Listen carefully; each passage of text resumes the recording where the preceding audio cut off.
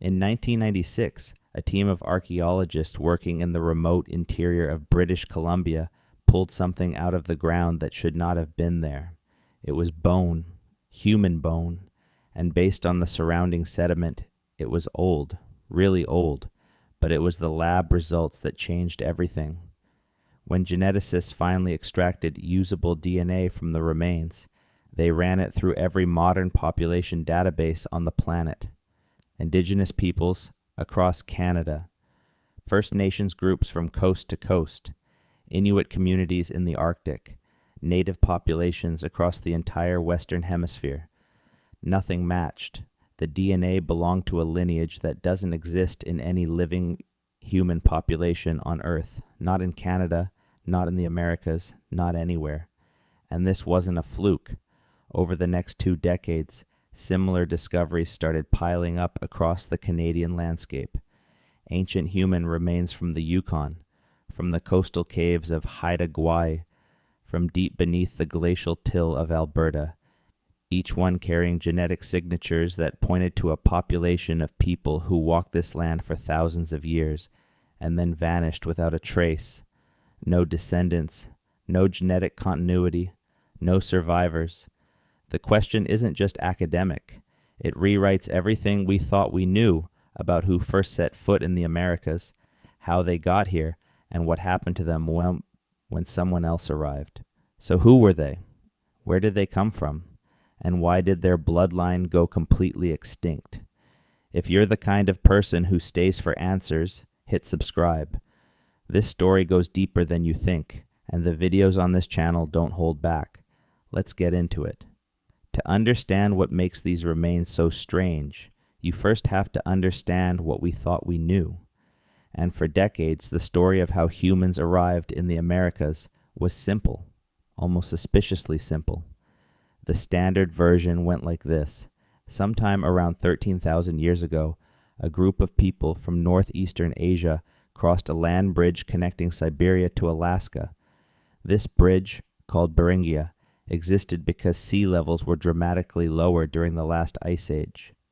Massive glaciers locked up so much of the planet's water that the ocean dropped by more than 100 meters, exposing a strip of dry land between the 2 continents that was over 1,000 kilometers wide. These people crossed that bridge.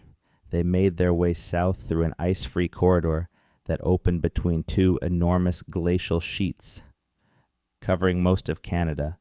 And once they hit the interior of what is now the United States, they spread rapidly across the continent. Within 1,000 years, their descendants had reached the southern tip of South America. This was called the Clovis first model, named after the distinctive stone spear points first discovered near Clovis, New Mexico in the 1930s. For decades, it was treated as settled science. Every textbook said the same thing. The Clovis people were the first Americans. End of story. Except the story was wrong, and the proof was buried in Canadian soil. The first serious cracks in the Clovis first model didn't come from some dramatic announcement at a major university. They came quietly from field sites in places most people have never heard of. Remote digs in the Yukon, underwater surveys off the coast of British Columbia, painstaking excavations in caves that hadn't seen daylight in 10,000 years. Let's start with the Bluefish Caves. Located in the northern Yukon near the Alaska border, the Bluefish Caves are a series of 3 small limestone cavities sitting high on a ridge overlooking the Bluefish River Valley. The area is brutally cold, sparsely populated, and about as far from mainstream attention as you can get in North America. Archaeologist Jacques Cinq-Mars began excavating the caves in the late 1970s. What he found was extraordinary. Stone tools, cut-marked bones from horses, mammoths, and caribou. Evidence that humans had been processing animal carcasses inside these caves using sophisticated butchering techniques. And the dates were a problem. Radiocarbon dating placed some of the artifacts at 24,000 years before present. That's 11,000 years before the Clovis culture even existed. Cinq-Mars published his findings, and the archaeological establishment essentially ignored him. The problem wasn't the evidence. The problem was that his dates didn't fit the model. Clovis first was orthodoxy, suggesting that people had been in the Americas more than 10,000 years before the supposed first arrivals was, in the words of one critic, extraordinary claims requiring extraordinary evidence. Cinq-Mars spent years defending his work. His career suffered for it. He was marginalized at conferences, criticized in peer reviews, and gradually pushed to the edges of his field. The Bluefish Caves findings were treated as contaminated, misinterpreted, or simply wrong. Then, in 2017, a team from the University of Montreal went back. They reanalyzed the bone specimens using updated radiocarbon techniques and microscopic analysis of the cut marks. Their conclusion was unambiguous. The marks were made by human tools, and the dates were accurate. Humans had been in the Yukon at least 24,000 years ago, probably earlier. Jacques Cinq-Mars had been right the entire time. But by then, the Clovis first model was already collapsing from multiple directions. Monteverde, in Chile, had produced evidence of human occupation dating to at least 14,500 years ago. The Paisley Caves in Oregon had yielded human coprolites, dried feces, dating back 14,300 years. The Deborah L. Friedkin site in Texas pushed tool use back to at least 15,500 years, and across Canada, site after site was producing material that predated Clovis by thousands of years. But the real bombshell wasn't the dates, it was the DNA. When the technology to extract and sequence ancient DNA became reliable in the early 2000s, it opened a window into the past that archaeology alone could never provide. Bones can tell you when someone died and roughly how they lived. DNA tells you who they were, where their ancestors came from, who their relatives are today, and in case after case, the ancient DNA coming out of Canadian sites was telling a story that nobody expected. Let's talk about what DNA actually reveals in this context. Every human being carries two types of DNA that are particularly useful for tracing ancestry. Mitochondrial DNA, which is passed down exclusively through the maternal line, and Y chromosome DNA, which passes from father to son. Both of these accumulate mutations at a relatively predictable rate, which means geneticists can use them as a kind of molecular clock to estimate when two populations diverge from a common ancestor. Modern indigenous peoples across the Americas carry a relatively narrow range of mitochondrial haplogroups designated A, B, C, D, and X. These haplogroups trace back to ancestral populations in northeastern Asia, which fits the standard migration model. People came from Siberia, carried these lineages with them, and their descendants still carry variants of the same genetic signatures today. But when researchers started extracting DNA from the oldest human remains in Canada, something didn't add up. The remains weren't carrying the expected lineages, or rather, they were carrying versions of those lineages that had no living counterparts. Basal branches, root-level offshoots that diverged from the main trunk of the human family tree so long ago that their closest modern relatives would be populations in East Asia, not in the Americas. In genetics, a basal lineage is one that split off from the main branch very early. Think of it like a tree. Modern indigenous Americans are on the upper branches. These ancient Canadians were on a limb that grew from the base of the trunk and then broke off completely. No branch above it connects to any living person. That means these people were part of an early expansion into the Americas that left no surviving descendants. Their entire lineage went extinct, and the more sites that were tested, the more this pattern repeated. One of the most significant finds came from a place called On Your Knees Cave, located on Prince of Wales Island in southeastern Alaska, just across the border from British Columbia. The cave sits on the coast, tucked into the temperate rainforest that characterizes the Pacific Northwest. In 1996, archaeologists recovered human remains from the cave dating to approximately 10,300 years before present. The individual was male, probably in his early 20s when he died. Based on the isotopic analysis of his bones, he ate primarily marine foods: seals, fish, shellfish. He was a coastal hunter, not an interior big game pursuer, like the Clovis stereotype. When his mitochondrial DNA was extracted, it belonged to haplogroup D4H3A. That designation might not mean much at first glance, but here's why it matters. D4H3A is extremely rare in modern populations. It shows up at very low frequencies in a handful of indigenous communities along the Pacific coast, from Alaska down to South America.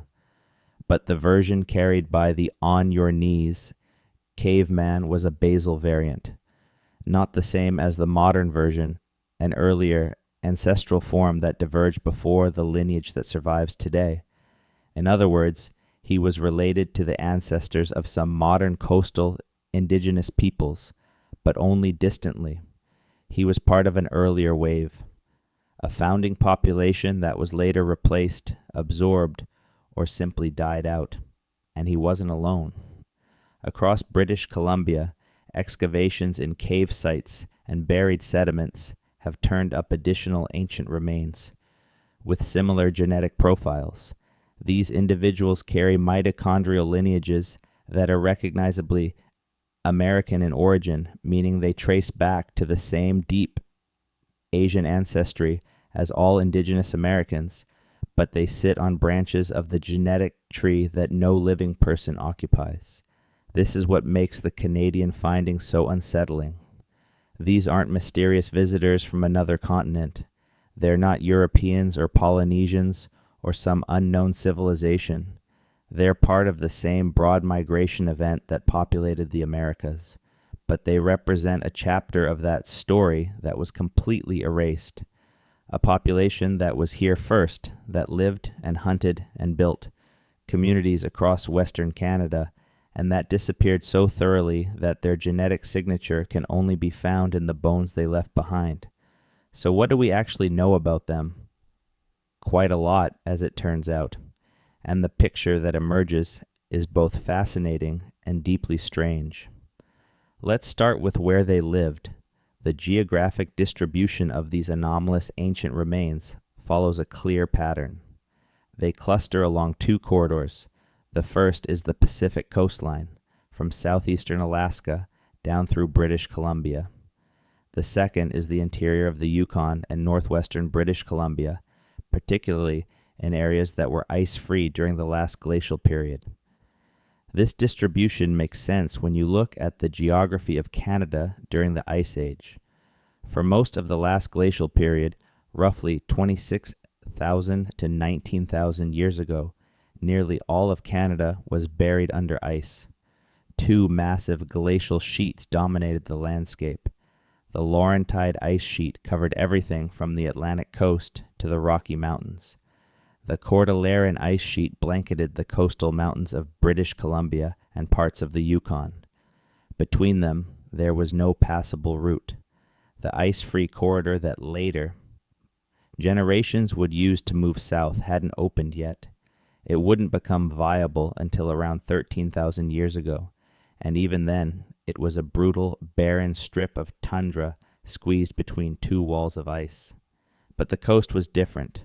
During the height of the Ice Age, the Cordilleran ice sheet extended to the coast in many places, but not everywhere. Pockets of ice-free land existed along the shoreline. Small refugia, patches of exposed ground where the ice never reached. Some of these pockets were tiny, just a few square kilometers of rocky coastline. Others were larger, particularly in areas like Haida Gwaii, the archipelago formerly known as the Queen Charlotte Islands. Haida Gwaii is critical to this story. During the last ice age, sea levels were so much lower that the islands of Haida Gwaii were connected to each other and partially connected to the mainland.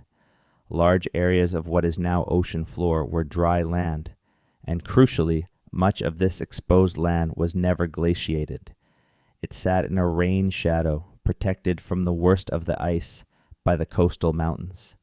This made Haida Gwaii a refugium, a place where plants, animals, and potentially humans could survive while the rest of Canada was locked under ice. And the evidence suggests they did. Archaeological sites on Haida Gwaii have produced some of the oldest evidence of human occupation on the Pacific coast. The Kilgi Gwaii site, located on a small island at the southern tip of the archipelago, yielded stone tools and the remains of marine mammals dating to 10,700 years before present. But the real significance of Kilgi Gwaii isn't just its age. It's what the tools tell us about the people who left them. The stone tools at Kilgi Gwaii are not Clovis points. They don't resemble any of the tool traditions associated with the classic overland migration through the ice-free corridor. Instead, they're specialized implements designed for processing marine resources. These were coastal people who had adapted to life on the ocean, not the interior plains. And the genetic data, where available, places them squarely within the population of early coastal migrants whose lineages went extinct. Now, Haida Gwaii is not just an archaeological site. It's the homeland of the Haida people, who have lived there for thousands of years and continue to live there today. And this is where the story gets complicated, because the Haida are not the descendants of those earliest inhabitants. The genetic data is clear on this point. Modern Haida carry mitochondrial lineages that are part of the standard suite found across indigenous populations in the Americas, specifically haplogroups A and D. But the ancient remains from Haida Gwaii carry different lineages, basal forms, earlier branches that diverged before the Haida ancestors arrived. This doesn't mean the ancient people and the Haida are unrelated in any meaningful cultural or spiritual sense. Indigenous peoples across Canada have deep connections to their lands that go far beyond genetic continuity. But in purely biological terms, the earliest occupants of Haida Gwaii belong to a population that is no longer represented among the living. Something happened between then and now, and figuring out what that was is one of the central questions driving this research. Let's widen the frame. Because Haida Gwaii isn't the only place where this pattern shows up, and the coastal evidence is only part of the picture. In the Yukon, the story of early human occupation goes back even further. We've already talked about the Bluefish Caves and their 24,000-year-old evidence. But the Yukon has produced another extraordinary find that connects directly to the DNA mystery. In 2019, a team of geneticists published a landmark study analyzing ancient DNA from a site in central Alaska called Upward Sun River. The site is technically in Alaska, not Canada, but it sits just across the border, and its implications ripple directly through the Canadian archaeological record. At Upward Sun River, researchers recovered the remains of 2 infants buried together in a pit, roughly 11,500 years ago. The burials were carefully arranged, suggesting ritual significance. Red ochre, a mineral pigment commonly associated with ceremonial practices, covered the remains. When the DNA was extracted, it revealed something unprecedented. The infants belonged to a previously unknown genetic population that the researchers named ancient Beringians. Ancient Beringians were distinct from all other known Native American populations, both ancient and modern. Their DNA showed that they split off from the ancestral Native American lineage very early, around 20,000 years ago or even earlier, before that lineage divided into the 2 major branches that would eventually populate the rest of the Americas. In simple terms, the genetic family tree of the Americas has 2 main trunks. One gave rise to most indigenous peoples in North America. The other gave rise to most indigenous peoples in Central and South America. The ancient Beringians represent a third trunk that grew alongside the other two for thousands of years and then stopped. No modern population descends from them. They lived in Beringia, the exposed land bridge, and surrounding areas of Alaska and the Yukon during and after the last ice age. They hunted caribou and bison. They made stone tools. They buried their dead with ceremony and care, and then they disappeared. The upward sun. River discovery didn't just add a new branch to the family tree. It forced geneticists to completely redraw the tree itself. The old model showed a single founding population arriving from Asia and then splitting into geographic groups as they spread south. The new model shows multiple populations arriving at different times, taking different routes, and interacting with each other in ways we're only beginning to understand. And this brings us to perhaps the most controversial aspect of the Canadian ancient DNA story: the question of replacement. When geneticists say that a lineage went extinct, they're making a purely technical statement about DNA. They're saying that the specific mitochondrial or Y chromosome markers carried by that individual are not found in any living person. This doesn't necessarily mean that the entire population was killed or driven out. It could mean that their maternal lineage was diluted through intermarriage over thousands of years. It could mean that a founding population was small, and genetic drift, the random loss of lineages in small groups, gradually eliminated their signature. But there's another possibility, and it's one that makes a lot of people uncomfortable. The pattern we see in the Canadian genetic record is consistent with population replacement, not sudden, violent replacement like a conquest or a genocide, but gradual replacement where later waves of migrants moved into territories already occupied by earlier groups, and over time the earlier groups were absorbed, displaced, or simply outnumbered. This is actually a common pattern in human history. It happened in Europe, where early hunter-gatherers were largely replaced by farming populations from the Near East starting around 7,000 years ago. It happened in Britain, where the people who built Stonehenge were genetically replaced by migrants from the continent within just a few centuries. It happened across East Asia, across the Pacific Islands, across Africa, and the evidence suggests it happened in Canada too. The timing is suggestive. The oldest remains with anomalous DNA come from sites dating between 10,000 and 24,000 years ago. By 5,000 years ago, those genetic signatures are gone. In their place are the lineages carried by modern indigenous peoples. Something happened during that 5 to 15,000 year window that caused a complete turnover in the genetic makeup of Western Canada's human population. What was it?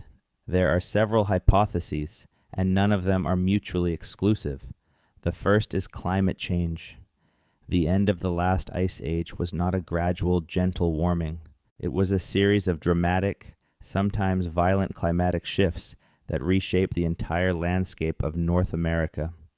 Around 14,700 years ago, temperatures spiked suddenly in an event called the Bowling-Olerod warming. Glaciers retreated rapidly. Sea levels rose. Entire ecosystems that had been stable for thousands of years were disrupted overnight in geological terms. Then, around 12,900 years ago, everything reversed. Temperatures plummeted in what's known as the Younger Dryas, a roughly 200-year cold snap that returned much of North America to near glacial conditions. The cause is still debated, with some researchers pointing to a massive influx of fresh water from melting glaciers disrupting ocean circulation patterns, and others proposing a comet impact. When the Younger Dryas ended around 11,700 years ago, temperatures rose again, this time permanently. The megafauna that had sustained Ice Age, hunters, mammoths, mastodons, giant sloths, saber-toothed cats, went extinct across the continent within a few centuries. The entire food web that had supported human life in Canada for thousands of years collapsed. For the early populations, represented by those anomalous DNA samples, this would have been catastrophic. These were small groups, probably no more than a few hundred to a few thousand individuals spread across vast territories. Small populations are inherently vulnerable to environmental disruption. A few bad seasons, a shift in animal migration patterns, a particularly harsh winter, any of these could push a small band below the threshold of viability.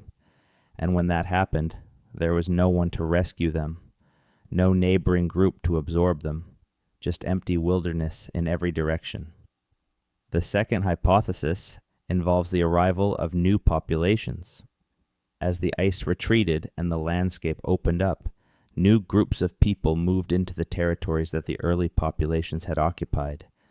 These later migrants were likely larger in number, more technologically sophisticated, and better adapted to the post-glacial environment.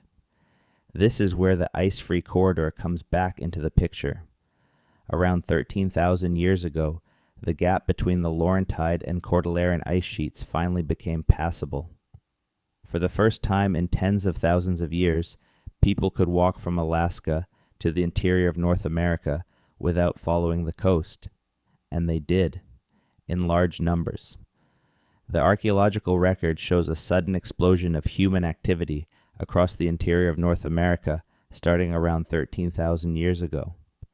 New tool traditions appear, new settlement patterns emerge, new resource exploitation strategies take hold. The people moving through the corridor were different from the coastal populations that had been living in Canada for millennia. When these interior migrants encountered the earlier coastal and Beringian populations, the result was probably not a dramatic confrontation. It was more likely a slow generational process. The newcomers had higher birth rates, or better technology, or access to more reliable food sources.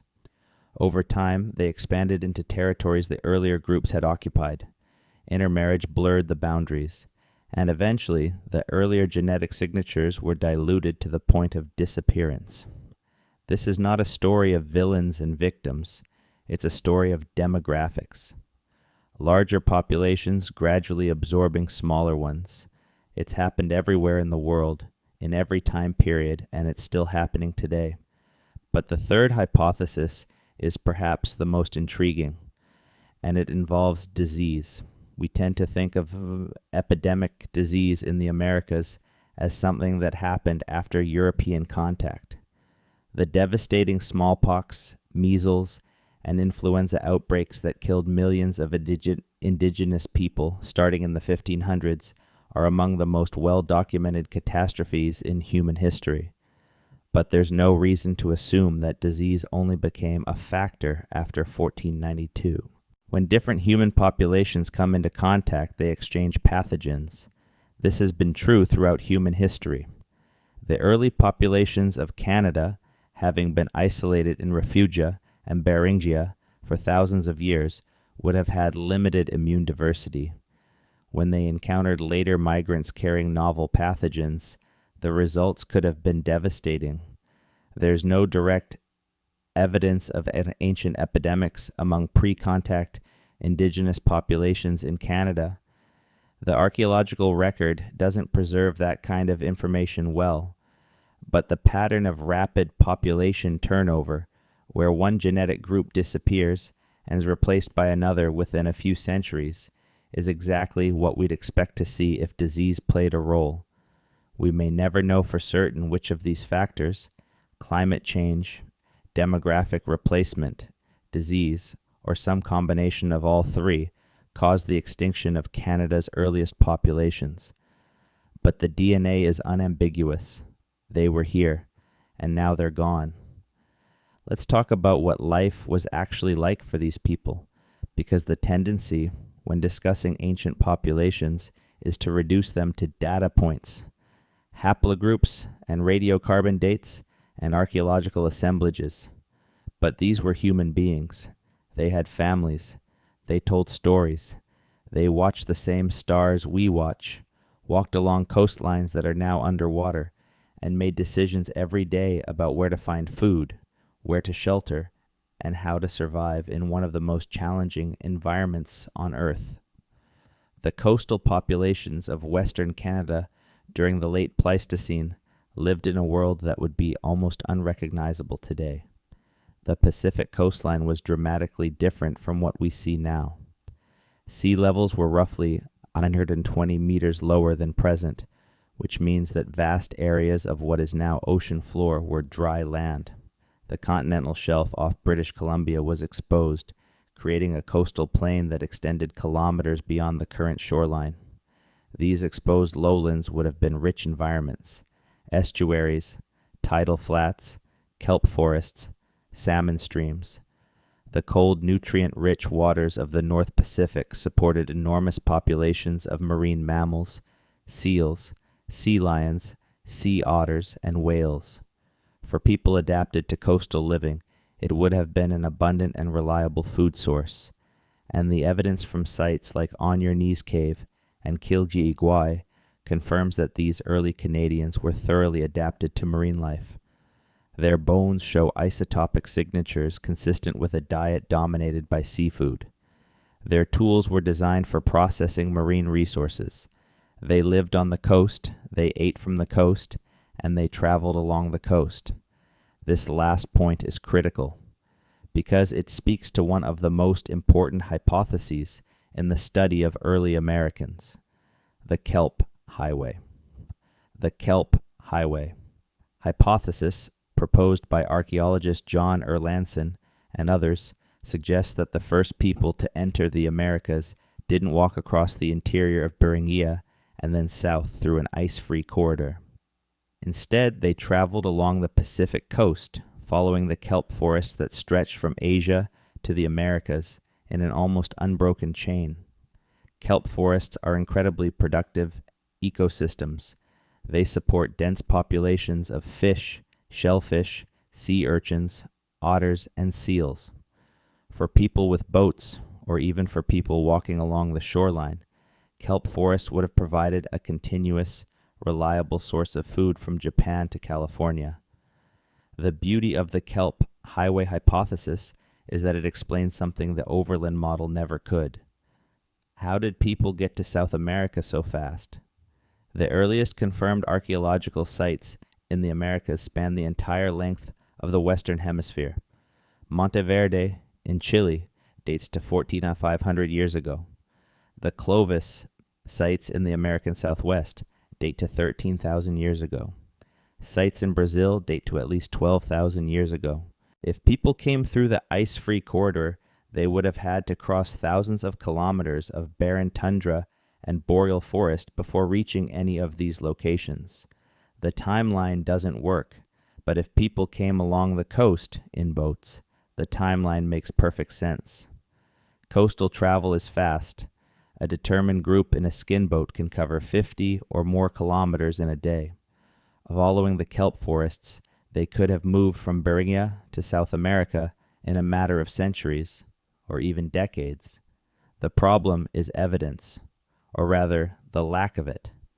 The coastal sites where these early migrants would have lived are now underwater. When sea levels rose at the end of the Ice Age, the exposed continental shelf was submerged. Any settlements, camps, tools, or remains that were left on those ancient shorelines are now sitting beneath dozens of meters of cold Pacific water. This is one of the great frustrations of studying early human occupation in Canada. The evidence is there. We know it's there. But getting to it requires underwater archaeology in some of the most challenging marine environments on the planet. Cold water, strong currents, limited visibility, and depths that push the limits of what divers can safely reach. Despite these challenges, some remarkable discoveries have been made.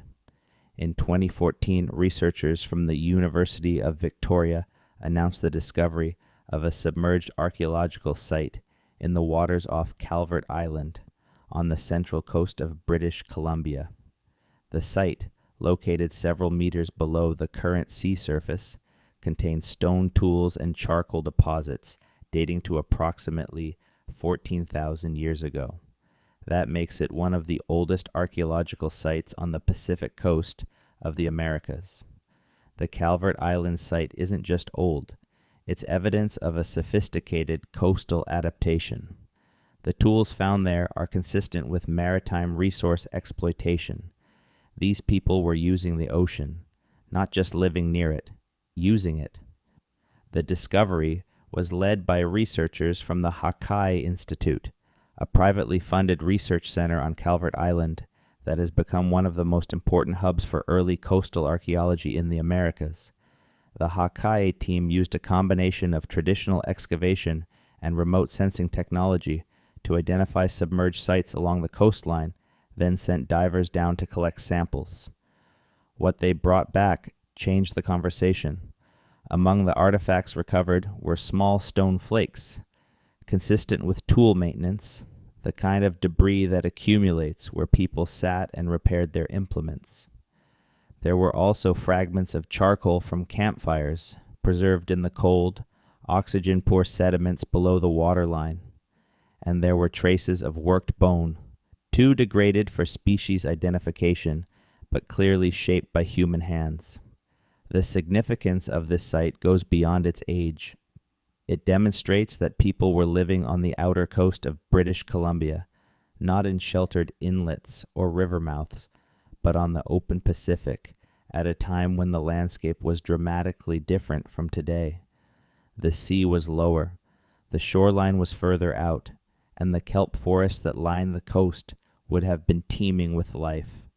These people weren't clinging to the edge of a hostile environment. They were thriving in one of the richest marine ecosystems on the planet, an ecosystem that no longer exists in its original form because the ocean swallowed it 12,000 years ago. The Hakai Institute continues to survey the submerged coastline around Calvert Island, and each season brings new discoveries. Stone tools, fire pits, worked bone, all sitting beneath the waves, waiting for someone with the right equipment and the right questions to bring them back into the light. And on nearby Treke Island, archaeologists found something even more remarkable, a site with continuous human occupation stretching back approximately 14,000 years.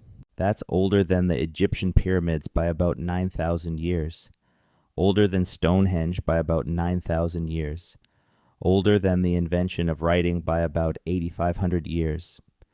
14,000 years of continuous human presence in one location, and the genetic story of those earliest inhabitants remains deeply complex. The Heiltsuk Nation, whose traditional territory includes Treke Island, has always maintained that their people have lived on the coast since time immemorial. The archaeological evidence supports this claim spectacularly, but their people, in a cultural sense, and their ancestors in a strict genetic sense, may not be exactly the same thing. The earliest inhabitants of the coast carried genetic lineages that were later replaced by the lineages carried by the ancestors of the modern Heiltsuk. This is a sensitive topic, and it should be. The intersection of genetic research and indigenous identity is fraught with tension, and for good reason.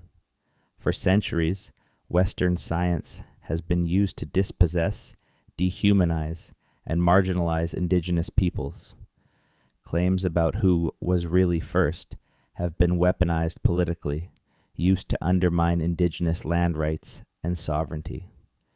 It is absolutely essential to understand that the genetic findings we're discussing here do not, in any way, challenge the legitimacy of modern indigenous peoples' connection to their ancestral lands.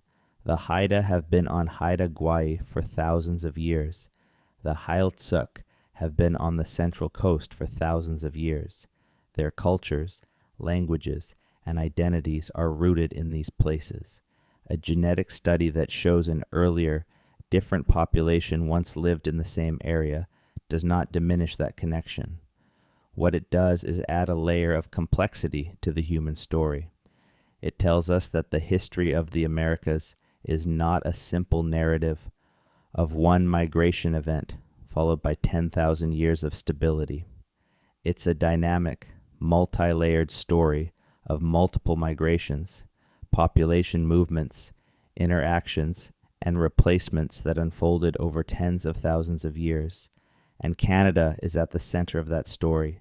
Let's go back to the DNA, because there's another dimension to this mystery that we haven't addressed yet, and it involves a haplogroup that shouldn't be in the Americas at all. Haplogroup X, among the 5 major mitochondrial haplogroups found in indigenous Americans, 4 of them, A, B, C, and D, are straightforwardly Asian in origin. They have clear counterparts in modern populations across East Asia and Siberia. Their presence in the Americas is perfectly consistent with a migration from northeastern Asia. Haplogroup X is different.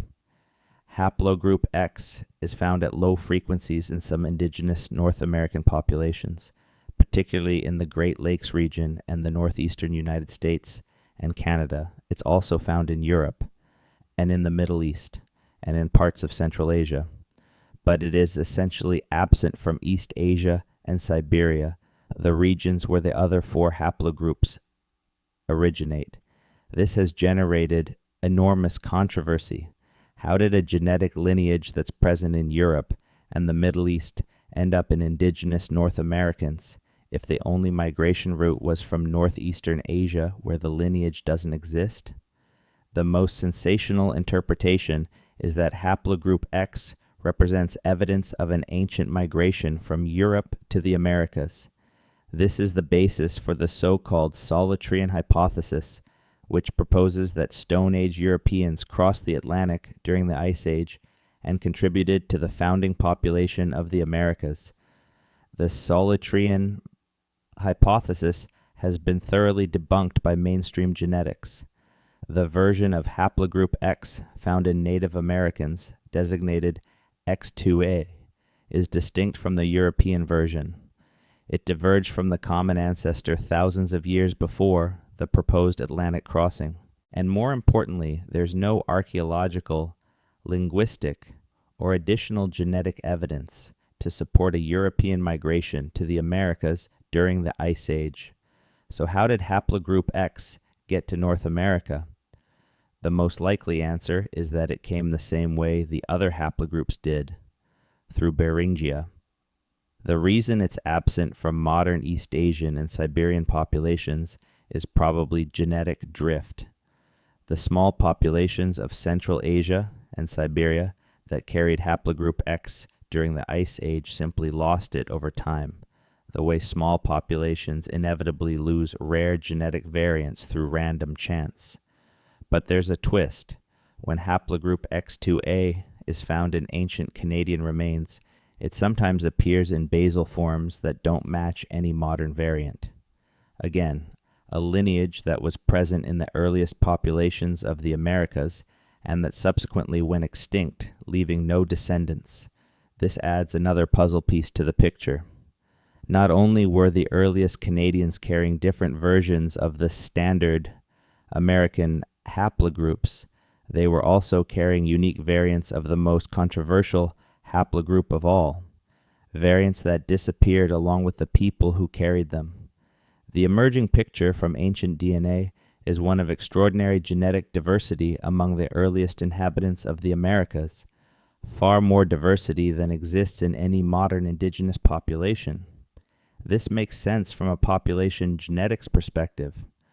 When a small group founds a new population, they carry only a fraction of the genetic diversity of the source population. Over time, some of that diversity is lost through drift, especially if the founding population remains small.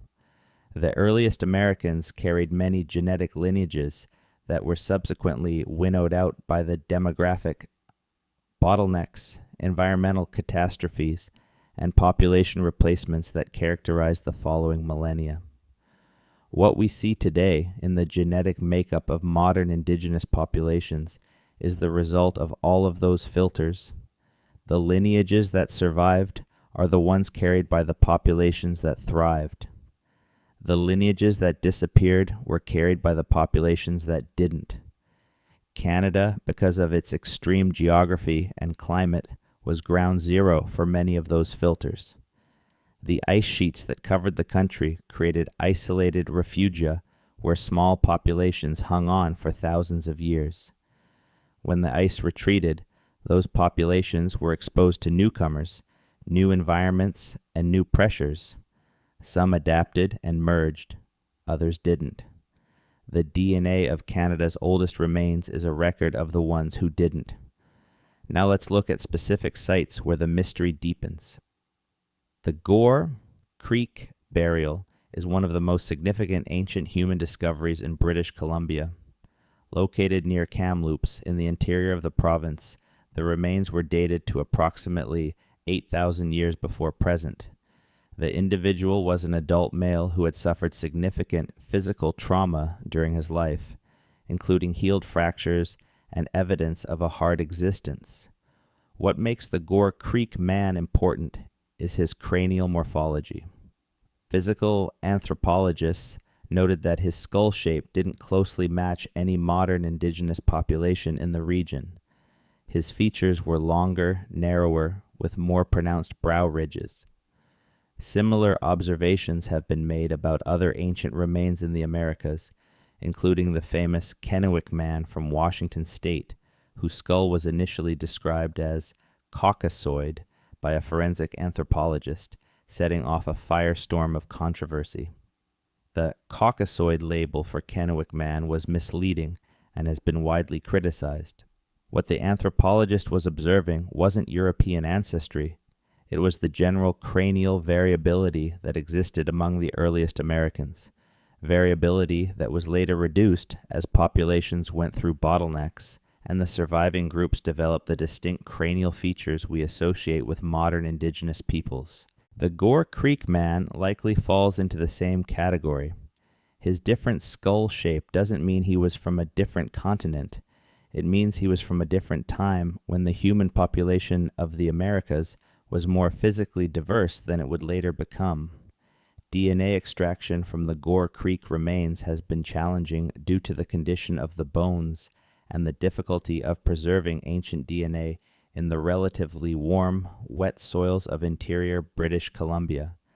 But what limited data has been obtained is consistent with the broader pattern: an early population with genetic characteristics not found in modern groups.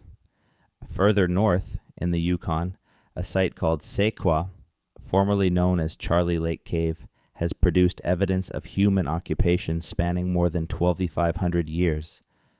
Located near Fort St. John in northeastern British Columbia, just below the Yukon border, the cave sits on a bluff overlooking the Peace River Valley. The oldest layers at Sequoia contain artifacts associated with the Clovis culture, the same stone tool tradition that was once thought to represent the first Americans. But the cave also contains layers that predate Clovis, with different tool types, and crucially, different faunal remains. The earliest occupants of Sequoia were hunting animals that would go extinct within a few centuries, bison and horse species that disappeared at the end of the Pleistocene. The cultural transition visible in the cave stratigraphy from pre-Clovis to post-Clovis tool traditions mirrors the genetic transition that the DNA evidence reveals. One population was replaced by another. The tools changed. The food changed. And based on what we know from other sites, the DNA changed too. This brings us to another critical Canadian site. The Mastodon site in Washington State isn't in Canada, but the Namu site on the central coast of British Columbia tells a parallel story.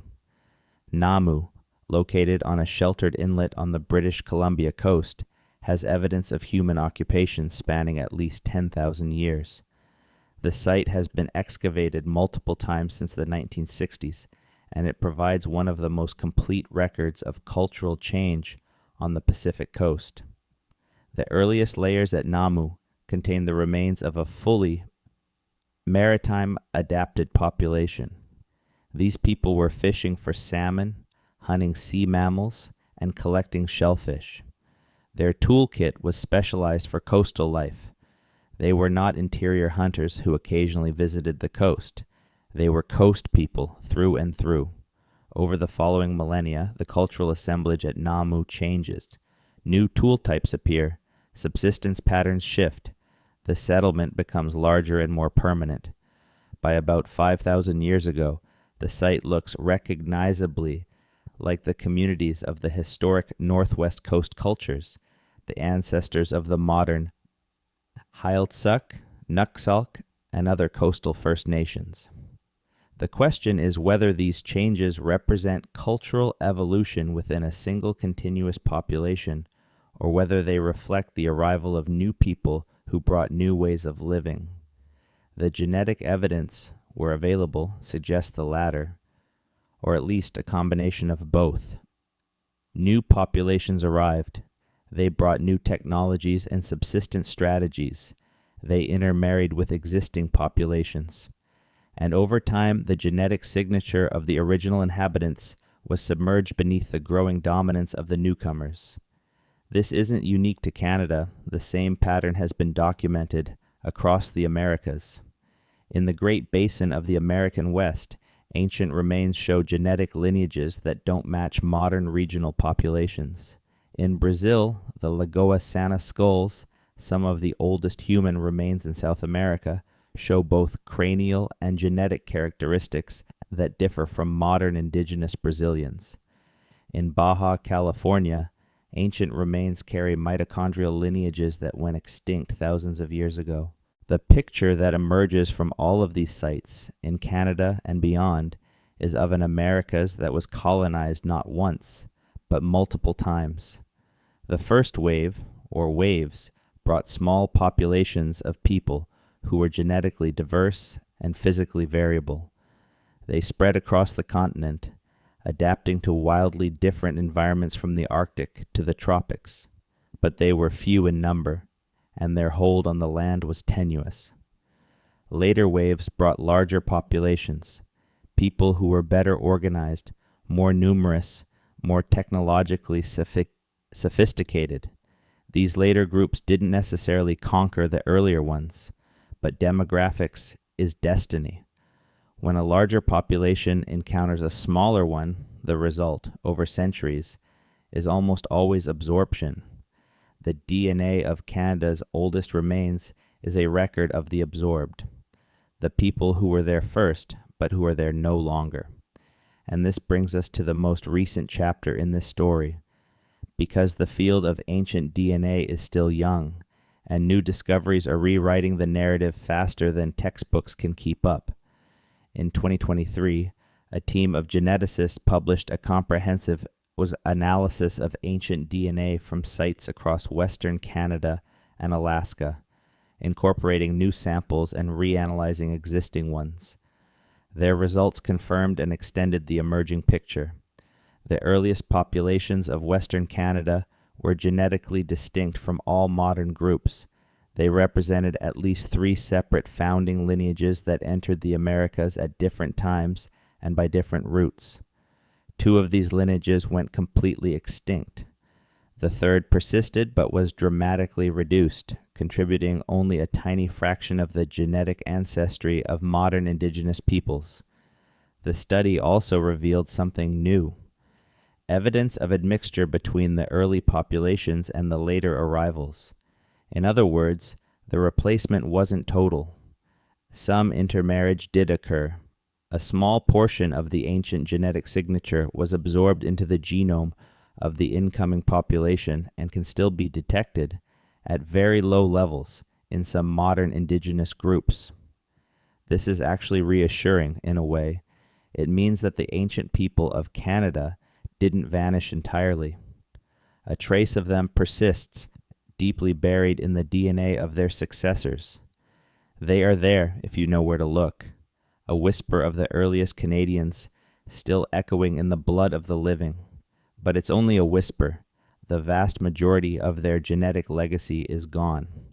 And the people themselves, the communities, the cultures, the languages, the stories they told around fires on ancient shorelines, all of that is lost beyond recovery.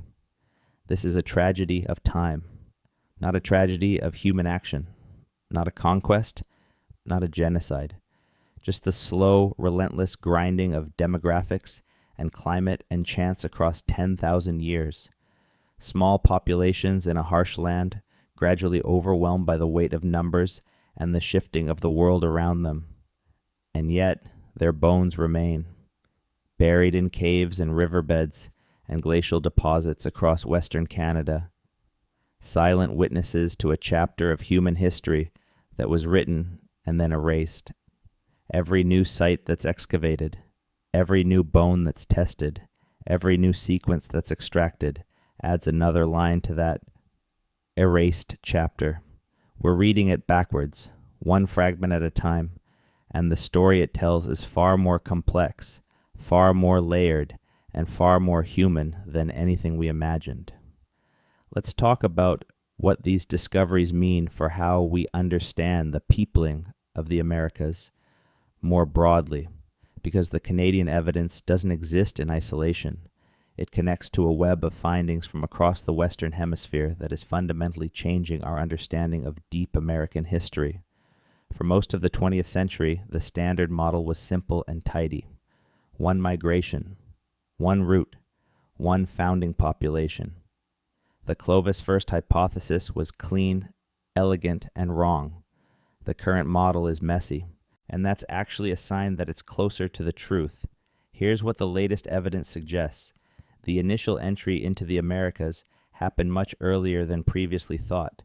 The Bluefish caves dates of 24,000 years ago are now widely accepted, and there are claims from other sites that push human presence back even further. The White Sands footprints in New Mexico, dated to between 21,000 and 23,000 years ago, provide direct physical evidence of human presence in the Americas during the last glacial maximum, a time when the ice sheets were at their greatest extent and conventional models said no one could have been here. If these dates hold up, and they are still debated, they mean that people were in the Americas before the last glacial maximum, before the ice sheets reached their peak, before Beringia was fully exposed. This raises the possibility that the initial migrants crossed from Asia to Alaska when the land bridge was just beginning to emerge, or even before it emerged, by boat along the coast. The earliest populations were not a single homogeneous group, the ancient Beringians revealed by the upward sun. Riversite represent one distinct population. The coastal migrants, whose remains are found in On Your Knees Cave and along the British Columbia coast, represent another. And there may have been others that we haven't identified yet, populations that left no remains in locations we've managed to find. These early populations were adapted to different environments and followed different subsistence strategies. Some were coastal people, living on marine resources. Others were interior hunters, pursuing megafauna across the tundra and grasslands of Beringia. Others may have occupied transitional zones, moving between coast and interior on a seasonal basis. Over time, these early populations were joined by later migrants who came through the ice-free corridor once it opened, and possibly by additional coastal migrants who continued to filter in along the Pacific shoreline. The later groups were more numerous and more organized. They carried the genetic lineages that would come to dominate the Americas. The interaction between early and late populations played out differently in different regions. In some areas, the transition may have been rapid, driven by environmental change or disease. In others, it may have been gradual, unfolding over centuries through intermarriage and cultural absorption. And in some areas, particularly in the far north and the most remote coastal locations, the early populations may have persisted much longer than they did elsewhere, finally disappearing only when their numbers dropped below the threshold needed for a viable breeding population. Canada was the arena for all of these processes. Its extreme geography, massive glaciers, limited habitable zones, and harsh climate amplified the demographic pressures that drove population turnover. The same features that made Canada a refuge during the Ice Age, its isolated pockets of habitable land, also made it a trap. Small populations in small refugia had no room to expand, no neighboring groups to exchange genes with, and no buffer against environmental catastrophe. The result was a revolving door of human populations spanning tens of thousands of years. Each wave left its mark in the archaeological record. Each wave carried unique genetic signatures, and each wave, with one exception, was eventually replaced by the next.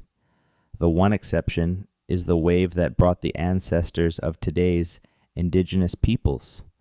The lineages they carry, the genetic heritage they represent, is the one that persisted, the survivor in a long chain of arrivals and departures. This doesn't make modern indigenous peoples any less indigenous or any less connected to their lands. If anything, it makes their connection more remarkable. Their ancestors didn't just arrive in the Americas, they prevailed.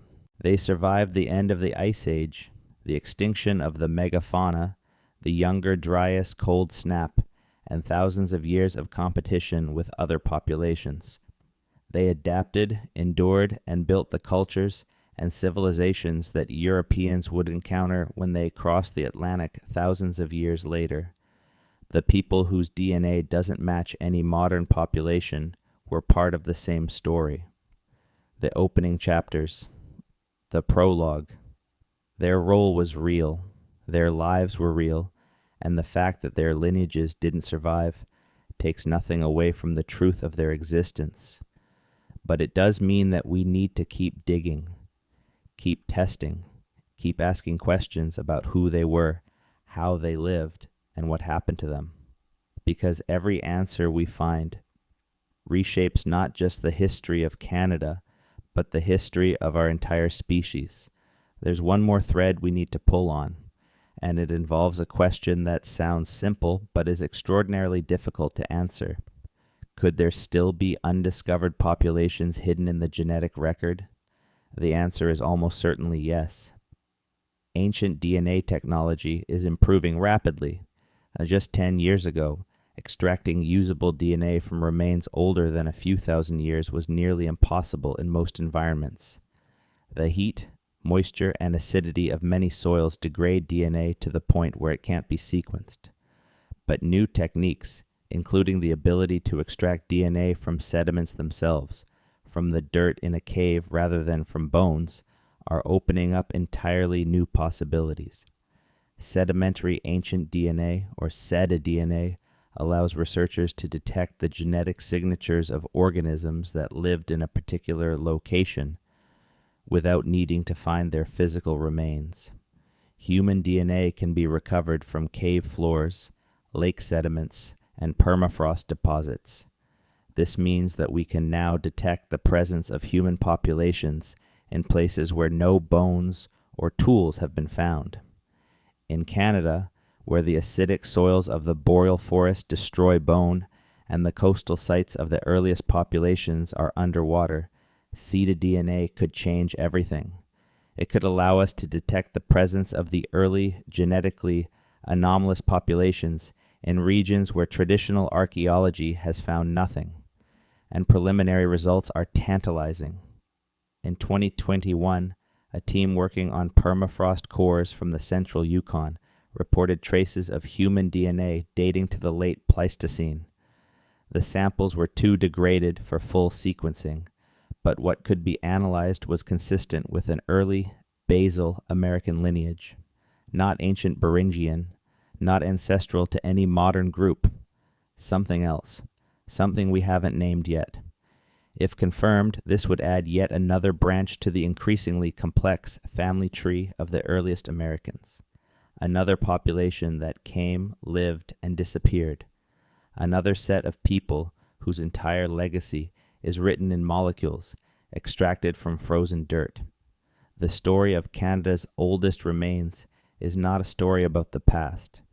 It's a story that's still being written. Every year brings new sites, new technologies, and new data that reshape our understanding. The picture that's emerging is one of breathtaking complexity. Multiple migrations, multiple populations, multiple extinctions, all playing out across a landscape that was itself being transformed by the greatest climatic upheaval in human memory. And at the center of it all, a simple, haunting question. Who were they? We know their DNA. We know where they lived. We know what they ate, what tools they used, how they buried their dead. We can reconstruct their world in remarkable detail, but their names are lost. Their languages are lost. Their stories are lost. The things that made them human, not just biological organisms, but conscious, feeling, thinking beings. Those things don't survive in bone or sediment. What survives is the fact of their existence, the proof that they were here, that they walked along coastlines that are now submerged, that they hunted animals that no longer exist, that they endured conditions that would crush most modern humans, and that they did all of this for thousands of years quietly, without monuments or written records, in some of the harshest environments on the planet. They were the first Canadians, not in any political or cultural sense, but in the simple chronological sense. They were the first human beings to set foot on the land we now call Canada, and they deserve to be remembered, even though we will never know their names. The research continues. New caves are being excavated, new DNA is being extracted, new models are being built. Every year the story gets richer and more detailed, and every year we get a little closer to understanding who these people were, where they came from, and why they disappeared, because that's what science does. It recovers what time has taken. It reads the unreadable. It gives voice to the voiceless. And in the bones of Canada's oldest dead, it's finding a voice that speaks to something fundamental about what it means to be human. We come, we live, we leave traces, and then the world moves on.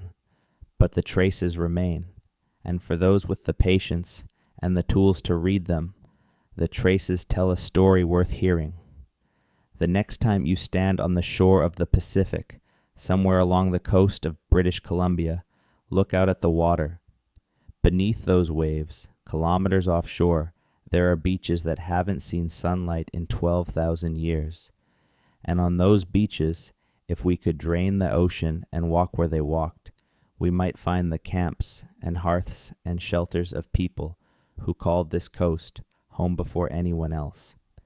People whose faces we will never see, whose voices we will never hear, whose children's children's children left no children of their own, but who were, without question, real as you, as real as anyone who has ever lived, and whose story, after 10,000 years of silence, is finally being told.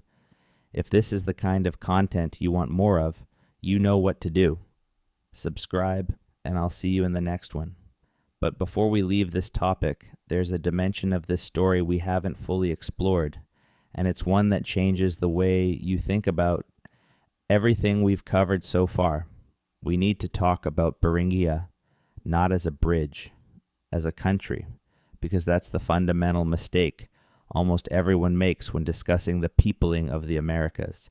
They call Beringia a land bridge, as though it was some narrow strip of ground that people scurried across on their way from point A to point B, a highway between continents, a means to an end.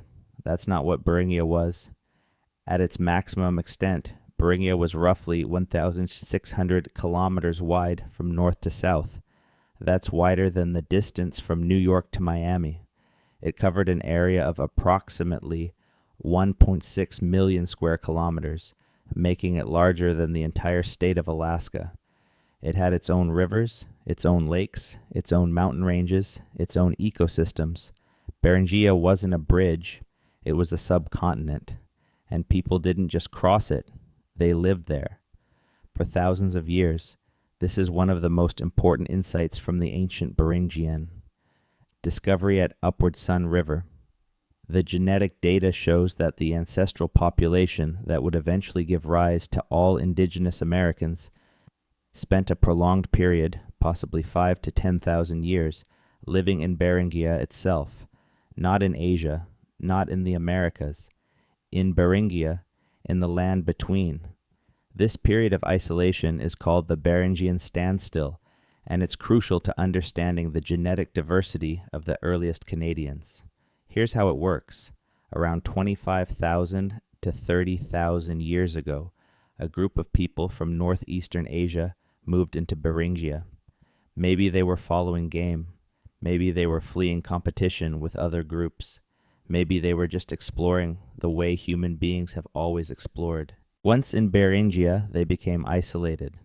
To the west, the expanding Siberian ice sheets cut them off from Asia. To the east, the massive Cordilleran and Laurentide ice sheets blocked entry into the Americas.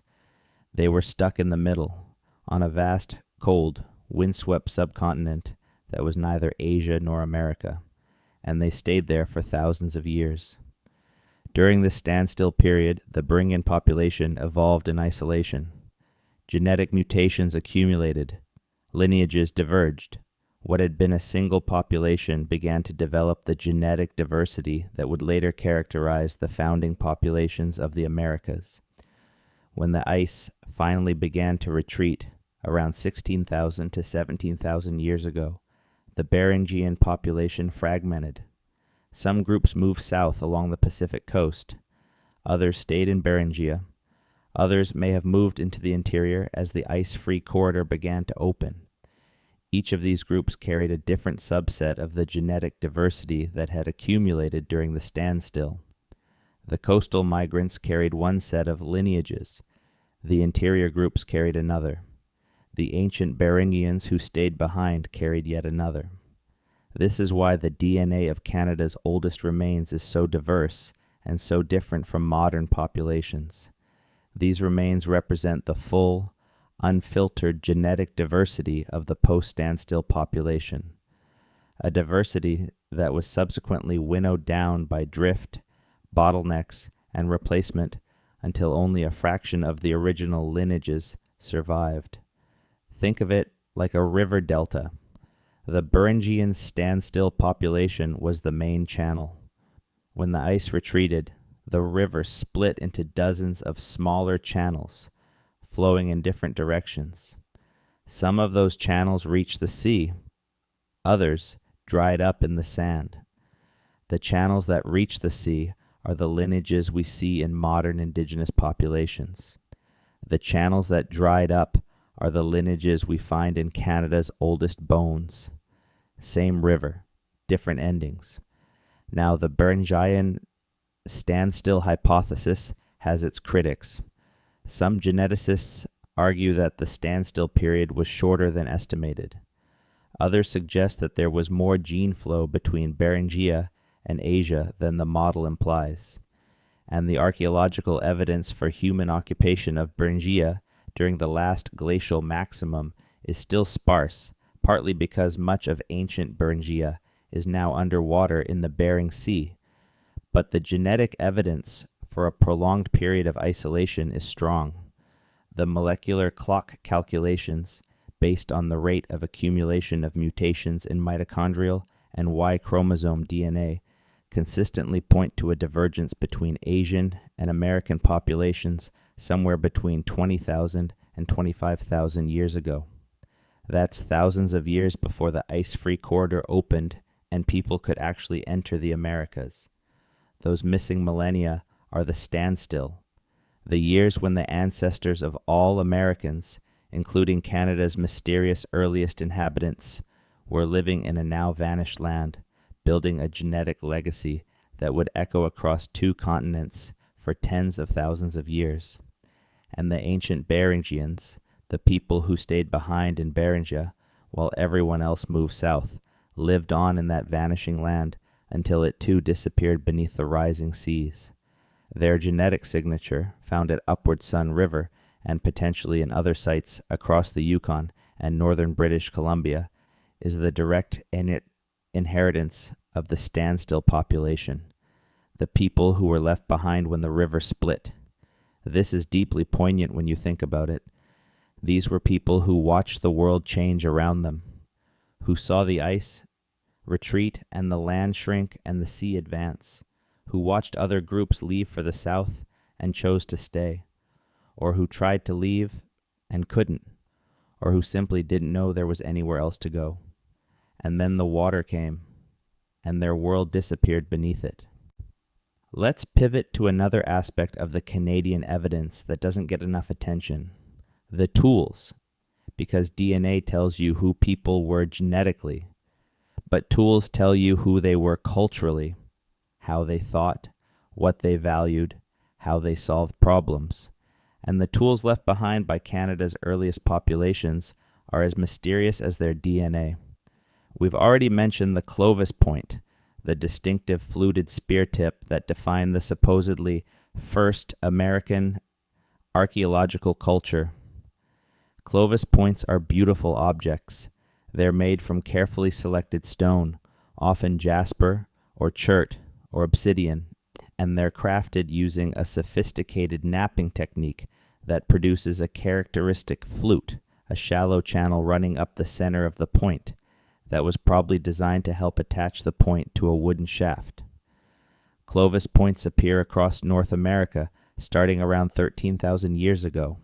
They're found from Nova Scotia to New Mexico, and for decades they were considered the diagnostic marker of the first Americans. But the earliest tools in Canada aren't Clovis points. They're something else entirely.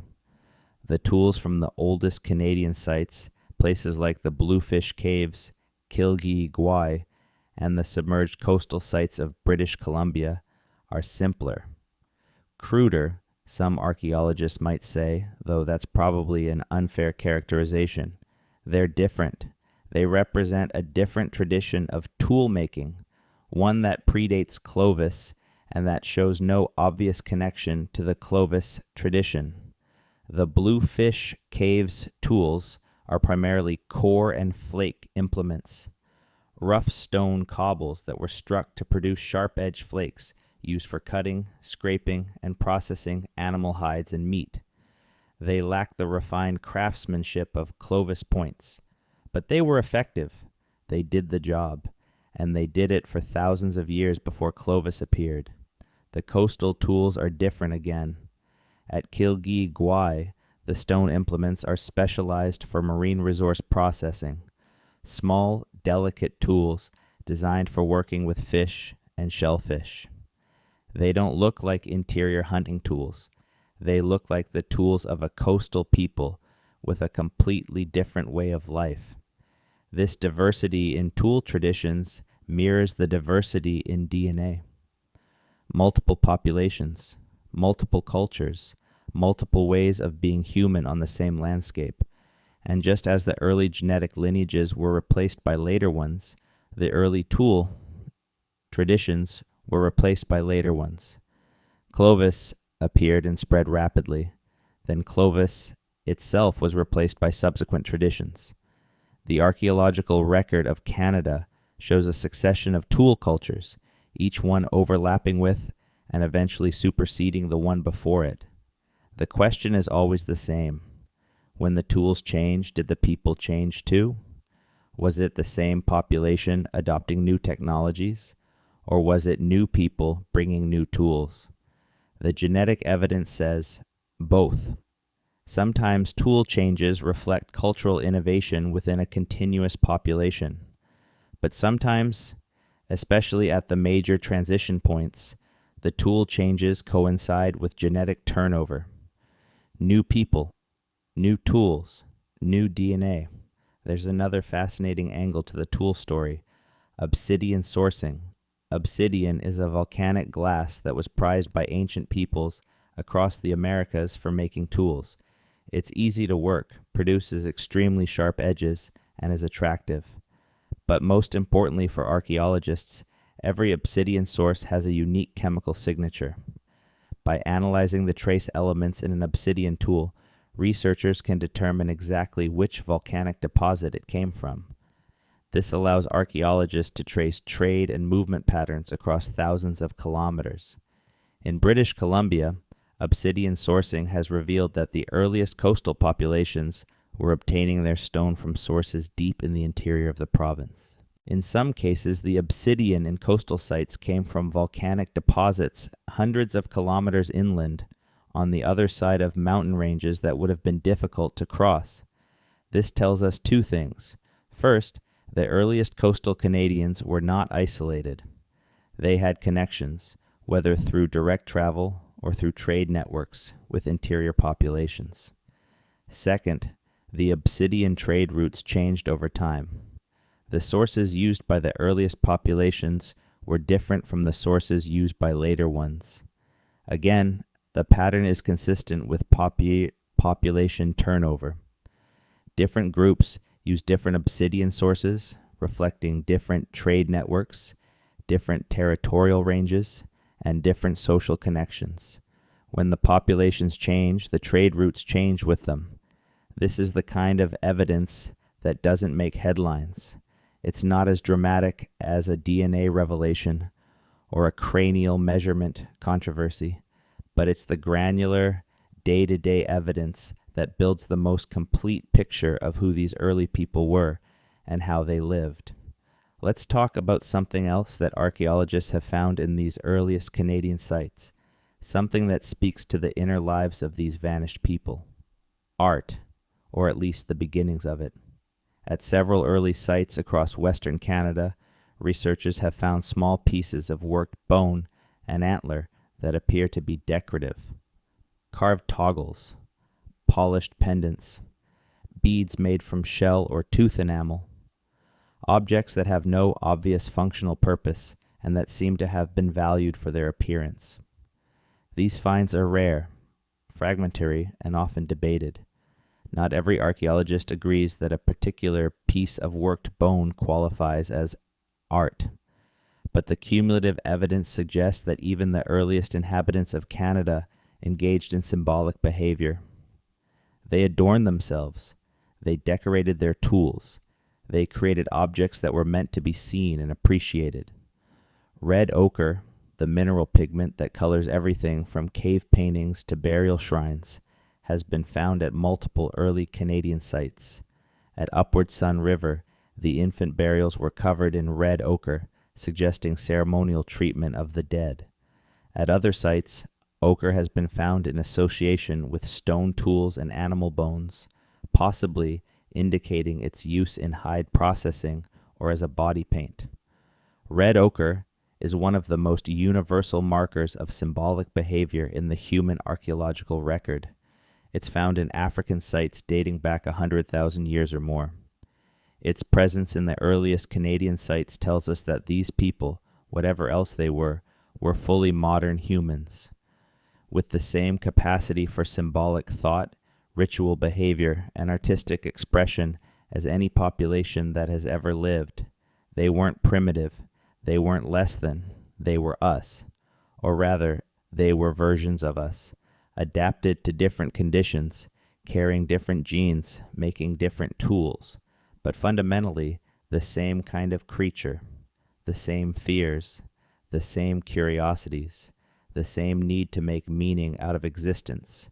And that, perhaps, is the most important thing to remember when we talk about populations whose DNA doesn't match any modern group.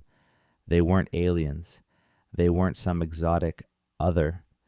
They were human beings who happened to live at a particular time in a particular place, and whose genetic legacy didn't survive the millennia that followed. Their disappearance doesn't diminish them. It diminishes us a little, because it means we've lost something irreplaceable, a branch of the human family that will never grow again. Now, let's address the elephant in the room, because whenever this topic comes up in public discussion, there's a political dimension that can't be ignored. The discovery that earlier genetically distinct populations preceded modern indigenous peoples in the Americas has been seized upon by some groups to make political arguments about who really owns the land. Arguments about whether indigenous peoples are truly native. Arguments designed to undermine indigenous rights by claiming that indigenous peoples are themselves colonizers who displaced earlier inhabitants. These arguments are intellectually dishonest and morally bankrupt, and here's why. First, the concept of indigenous does not require that a population be the literal first human beings to ever occupy a piece of land. Indigenous rights are based on long-term occupation, cultural continuity, and prior sovereignty. Modern indigenous peoples in Canada have occupied their territories for thousands of years. They developed complex societies, languages, legal systems, and spiritual traditions rooted in specific landscapes. The fact that some earlier population may have lived in the same general area millennia before does not invalidate any of that. Second, population turnover is a universal feature of human history. Every piece of land on Earth has been occupied by multiple populations over time. The English aren't the first people to live in England. The Han Chinese aren't the first people to live in China. The Bantu peoples aren't the first people to live in southern Africa. If you follow the logic of whoever was there first has the only legitimate claim, you invalidate every human society on the planet. Third, and most importantly, the genetic evidence shows that modern indigenous peoples are the descendants of populations that have been in the Americas for at least 15,000 years and probably longer. They are, by any meaningful standard, the first peoples of this continent. The fact that some even earlier population, now extinct, once occupied parts of the same landscape doesn't change that. Scientists working on ancient DNA in Canada are acutely aware of these political dimensions. Many work closely with indigenous communities, seeking permission and collaboration before excavating sites or testing remains. The Heiltsuk Nation's involvement in the Triquet Island research and the Haida's engagement with archaeological work on Haida Gwaii are models for how this kind of research can be conducted ethically and respectfully. The goal is not to undermine indigenous peoples' connections to their lands. The goal is to enrich the human story, to add depth and complexity to a narrative that has been oversimplified for too long, and to give voice, however faintly, to people who have been silent for 10,000 years.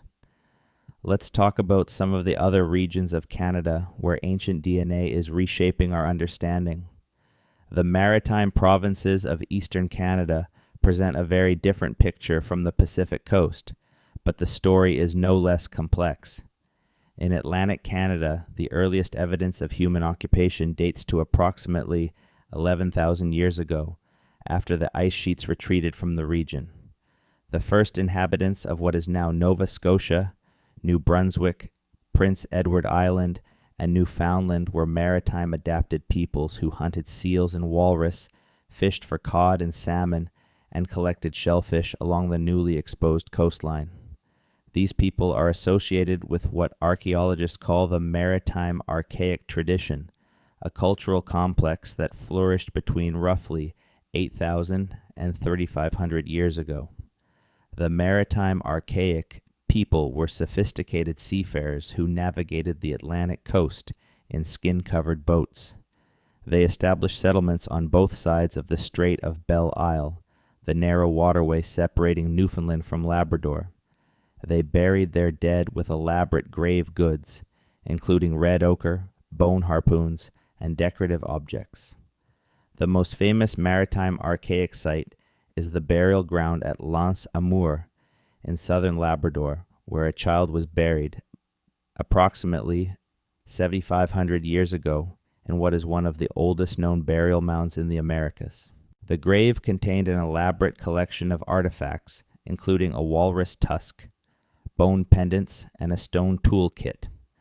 But the maritime archaic tradition eventually disappeared. By about 3,500 years ago, it had been replaced by new cultural traditions associated with different populations. Some researchers believe the maritime archaic people were ancestors of the Beothuk, the indigenous people of Newfoundland, who were driven to extinction by European colonization in the early 19th century.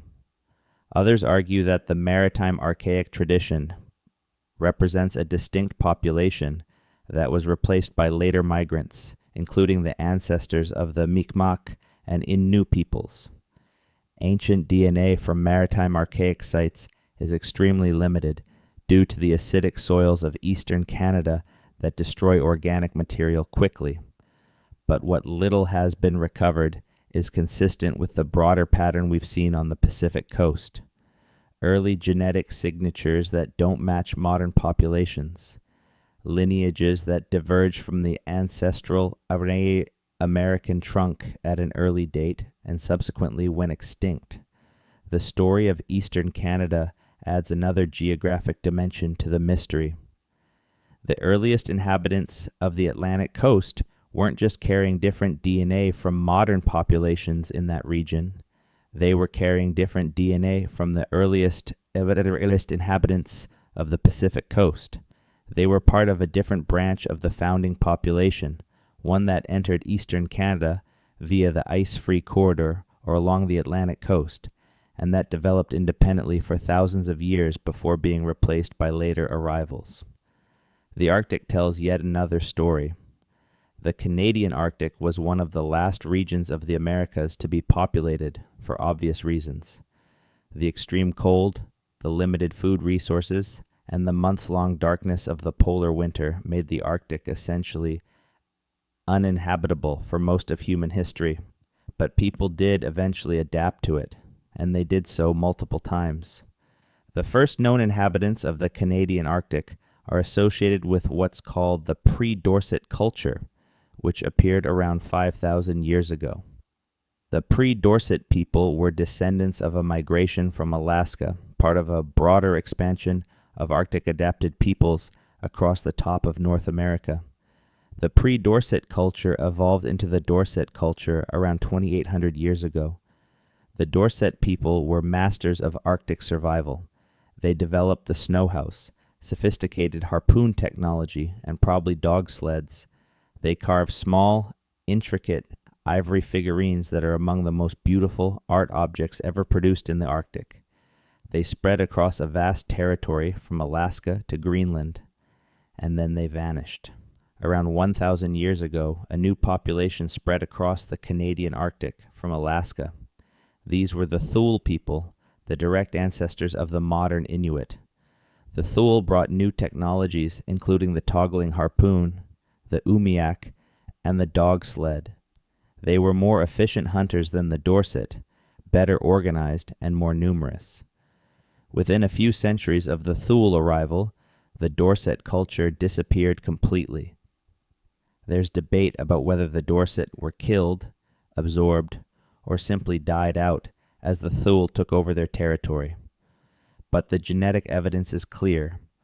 Modern Inuit are descended from the Thule. The Dorset left no genetic descendants.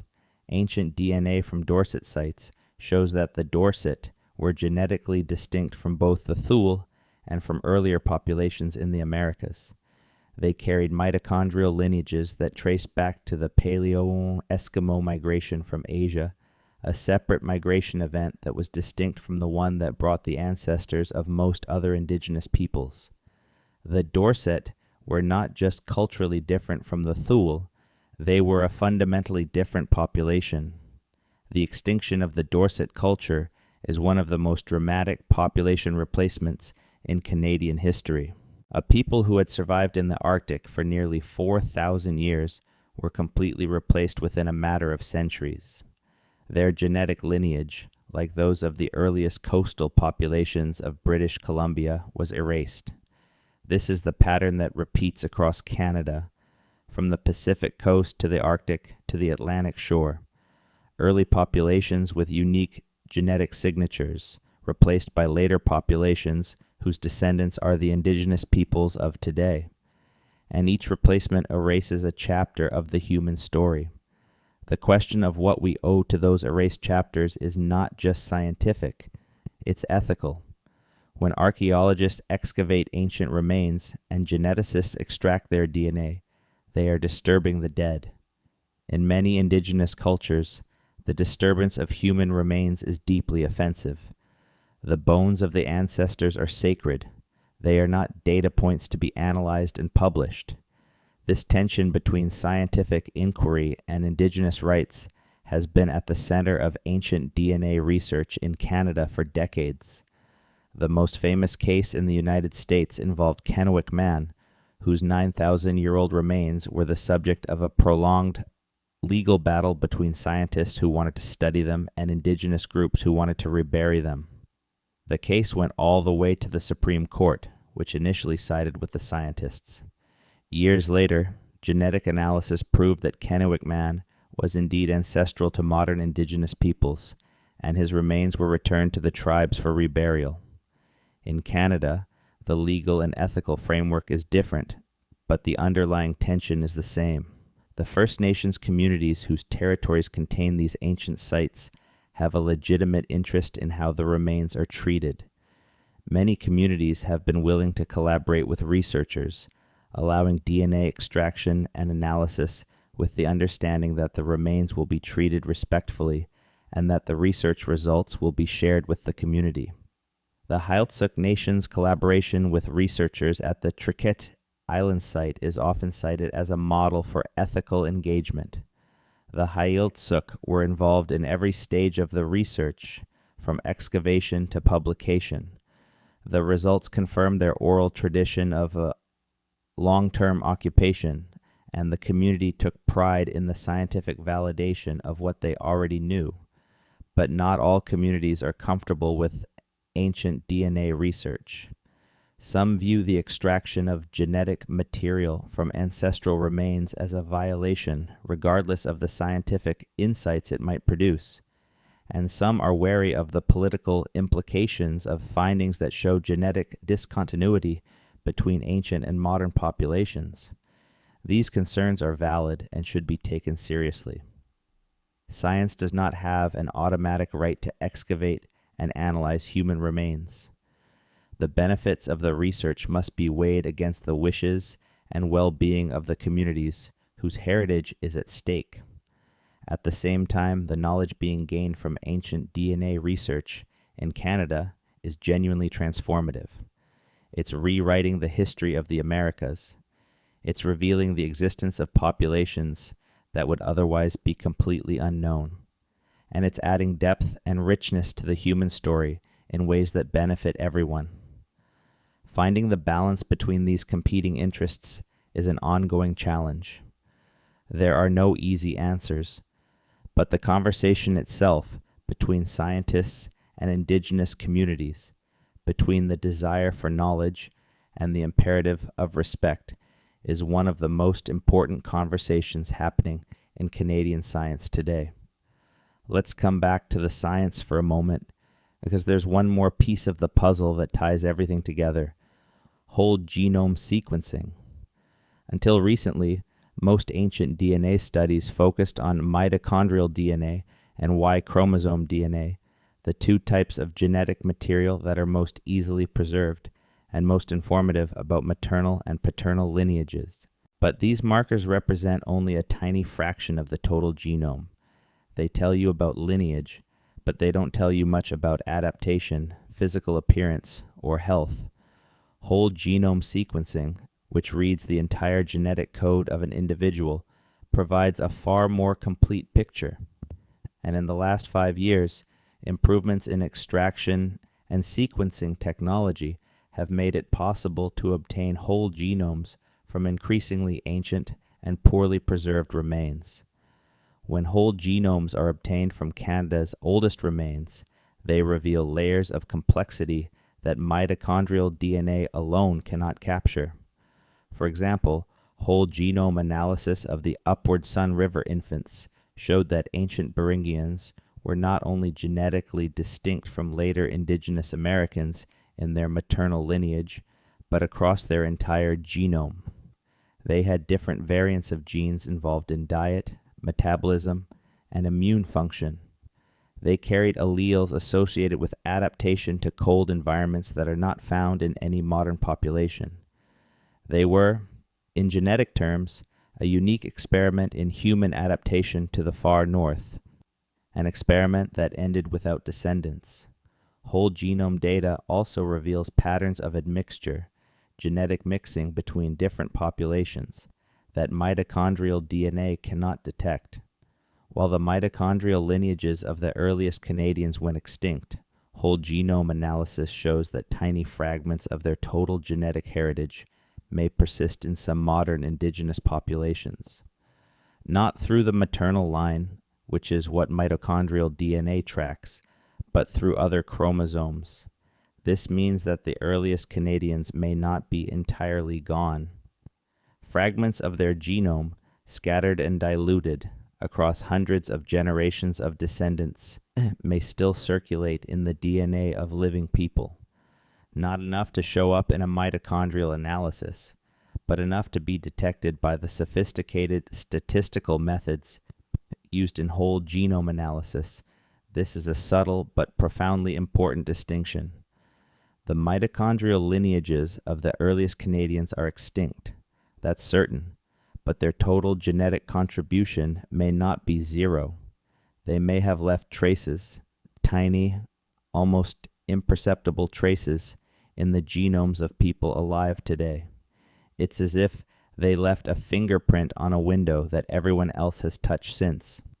You can't see it clearly. You might not know it's there unless you look very carefully. But it's there, a faint impression of a hand that reached out 10,000 years ago and has never been entirely forgotten.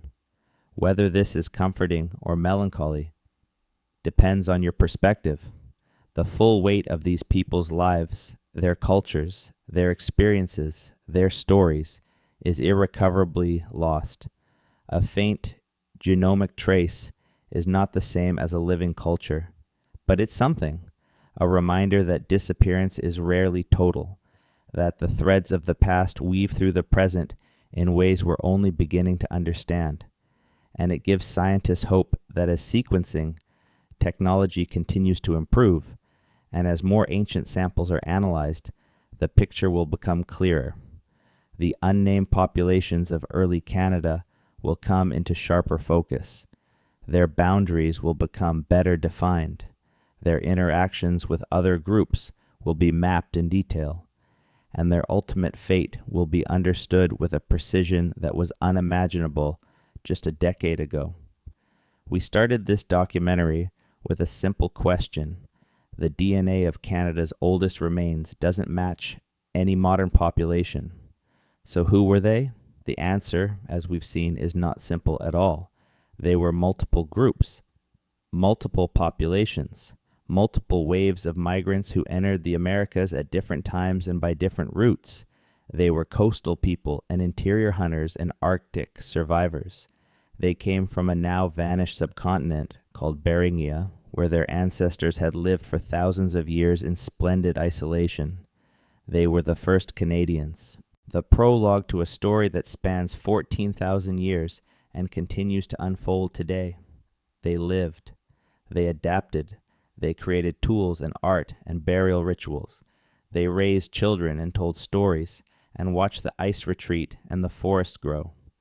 And then, gradually, over thousands of years, they were replaced by larger populations, by better adapted groups, by the relentless mathematics of demographics.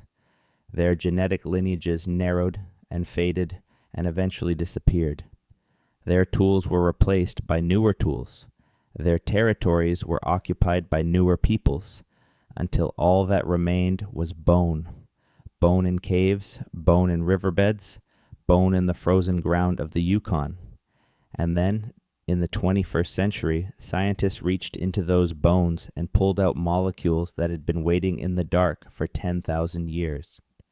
And the molecules told a story that no one expected, a story of multiple peoples, multiple journeys, multiple endings, a story that is still being written as new sites are excavated, new techniques are developed, and new questions are asked.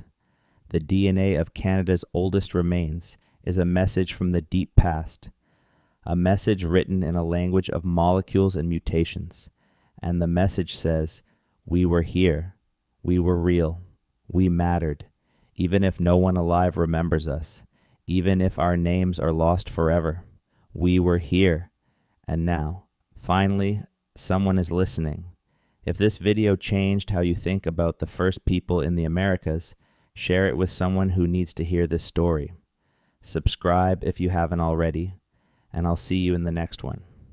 But wait, there's more to this story than what we've covered so far, because the mystery of Canada's oldest remains has another dimension, one that takes us beyond genetics and archaeology and into the realm of geology itself. To fully understand why certain populations survived and others didn't, you need to understand the landscape they were navigating. And the landscape of Ice Age Canada was unlike anything that exists on the planet today. Picture this. It's 20,000 years ago. You're standing somewhere in what we now call British Columbia, but you wouldn't recognize it. To the east, a wall of ice stretches from horizon to horizon. The Laurentide ice sheet is roughly 3 kilometers thick at its center and covers everything from the Rocky Mountains to the Atlantic Ocean. That's an ice mass the size of Antarctica sitting on top of North America. To the west, the Cordilleran ice sheet buries the coastal mountains. Its glaciers flow down from the peaks and in some places reach all the way to the ocean, calving icebergs into the Pacific the same way Greenland's glaciers do today. Between these two giants, there is no passable route. The ice-free corridor that would later open between them is sealed shut, solid ice. Kilometers of it. From the Yukon border to Montana, there is no way through. The only habitable zones are at the edges, tiny pockets of ice-free land along the Pacific coast, patches of exposed tundra in the northern Yukon, where the ice never reached because the air was too dry for glaciers to form, and Beringia itself, the vast lowland to the west that connects to Asia. These are the only places in Canada where human beings can survive, and they are small, isolated, separated by hundreds of kilometers of ice. Now imagine trying to maintain a viable population in one of these refugia. You need a minimum number of people to avoid inbreeding. Geneticists call this the minimum viable population, and for human hunter-gatherers, it's generally estimated at somewhere between 200 and 500 individuals. Below that threshold, genetic drift accelerates, harmful mutations accumulate, and the population enters a death spiral that's extremely difficult to reverse. For the populations trapped in coastal refugia during the last glacial maximum, maintaining that minimum number would have been a constant challenge.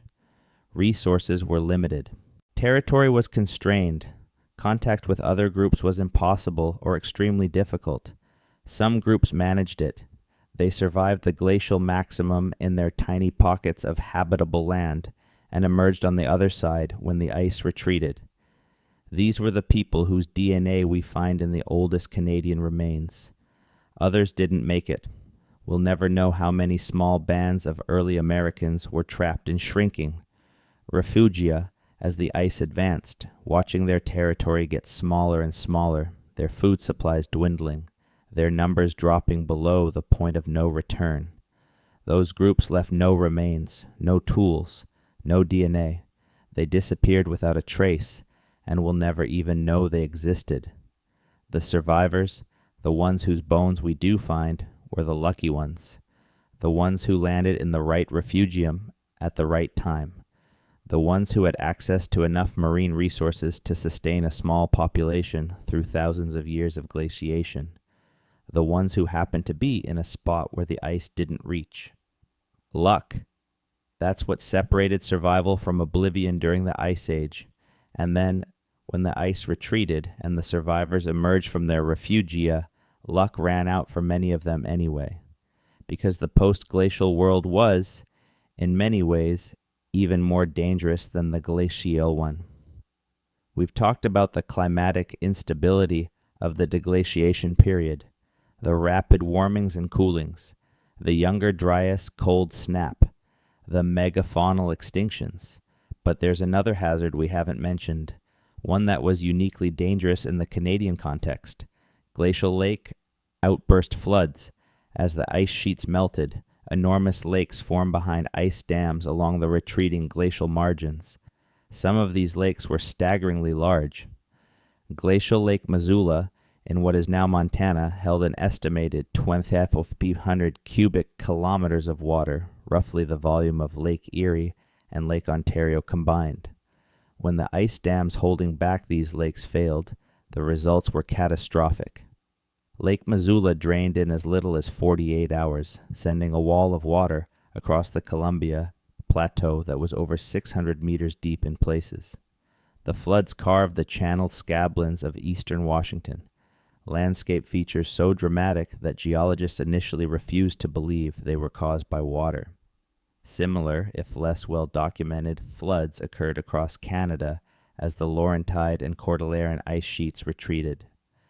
Glacial Lake Agassiz, which covered much of Manitoba and western Ontario, drained repeatedly between 13,000 and 8,000 years ago, sending massive pulses of fresh water into the Arctic Ocean and possibly triggering the Younger Dryas cold event. For any human population living downstream of these glacial lakes, an outburst flood would have been an extinction-level event. Entire river valleys would have been scoured clean in a matter of hours. Camps, resources, and people would have been swept away. We have no direct evidence that glacial lake floods killed specific populations. But given the scale and frequency of these events during the deglaciation of Canada, it's almost certain that some of the small scattered populations living along river valleys were caught in them. Another factor in the demographic calculus that determined which lineages survived and which didn't. The geology of Ice Age Canada was actively hostile to human survival. Advancing glaciers, collapsing ice dams, rising seas, vanishing land bridges, shifting coastlines, unstable climate. Every one of these factors put pressure on the small, vulnerable populations trying to eke out a living on the edges of the continental ice. That anyone survived at all is remarkable. That some populations survived for thousands of years in these conditions is extraordinary, and that their genetic legacy was ultimately erased by the same forces that shaped their world is, in the end, the most human part of the story, because that's what human history is, a story of survival against the odds, of populations rising and falling with the climate and the landscape, of lineages that flourish for millennia and then disappear, of people who are remembered and people who are forgotten, of stories that are told and stories that are lost. The DNA of Canada's oldest remains is a recovered story, a narrative that was buried in ice and sediment and bone for 10,000 years, and that modern science has finally learned to read. And the reading isn't done. Let's consider what the future holds for this field of research. The technology for extracting and analyzing ancient DNA is advancing at an exponential rate. 10 years ago, getting a usable mitochondrial genome from a 10,000-year-old bone was a major achievement. Today, whole genomes can be obtained from far older and more degraded material. Tomorrow, techniques that haven't been invented yet will push the boundaries even further. Sedimentary DNA, as we discussed, is opening up entirely new categories of sites for genetic analysis. But there are other techniques on the horizon that could be even more transformative. One is protein analysis. While DNA degrades relatively quickly in most environments, proteins can survive much longer. Collagen, the structural protein in bone, can persist for hundreds of thousands of years under the right conditions. By analyzing the amino acid sequences in ancient collagen, researchers can potentially identify the species, sex, and even population affinity of ancient remains that are too degraded for DNA analysis. Another emerging technique is isotopic analysis of tooth enamel. Teeth preserve chemical signatures of the foods a person ate and the water they drank during childhood. By analyzing the ratios of different isotopes of carbon, nitrogen, oxygen, and strontium in ancient teeth, researchers can determine where a person grew up, what they ate, and how their diet changed over the course of their life. These techniques, combined with advancing DNA analysis, are creating an increasingly detailed portrait of the earliest Canadians. Not just their genetic identity, but their individual life histories, where they were born, what they ate, how far they traveled, what diseases they suffered from, how old they were when they died. Each new piece of data adds another line to the portrait, another detail to a face that has been blank for 10,000 years. And there's one more technology that could change everything. Environmental DNA from ocean sediments. We've talked about how the coastal sites of Canada's earliest populations are now underwater.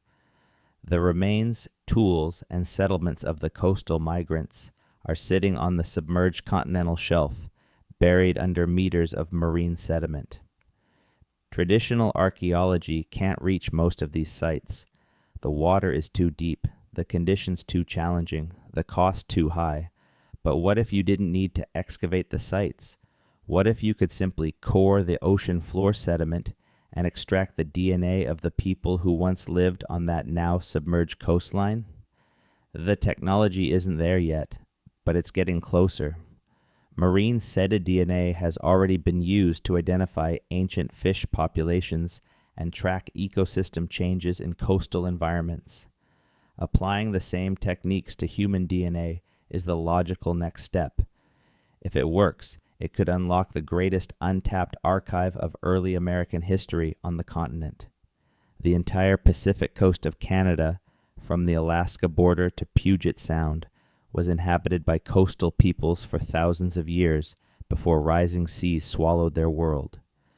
Their genetic signatures, their dietary traces, their organic remains may all be preserved in the ocean floor sediments that covered their abandoned settlements. Imagine pulling a sediment core from the ocean floor off the coast of Haida Gwaii and finding human DNA dating to 15,000 or 20,000 years ago. DNA from a population we've never detected in any terrestrial site, a population that lived entirely on the coast, that never ventured inland, and that left its genetic legacy in the mud of the seafloor when the waters rose. This isn't science fiction. It's science that's 5 or 10 years away from being feasible. And when it becomes reality, it will almost certainly reveal new populations, new lineages, and new chapters in the story of Canada's earliest inhabitants. The ocean floor is the last frontier of Canadian archaeology, and beneath those cold, dark waters, the dead are waiting to be heard. There's one final thread I want to weave into this narrative, and it brings us back to where we started. The question wasn't just who were these people. The question was also what happened to them, and we've explored the answers at length: climate change, demographic replacement, disease, glacial hazards. But there's one more possibility that deserves consideration. What if some of them didn't disappear at all? What if some of them simply became someone else? This sounds paradoxical, but it's actually the most likely scenario for at least some of the early populations. Population replacement doesn't always mean extinction. Sometimes it means assimilation. The smaller group doesn't die. It's absorbed into the larger one. Their genes are diluted. Their cultural practices are adopted or discarded. Their language is lost. But the people themselves, as individual human beings, survive.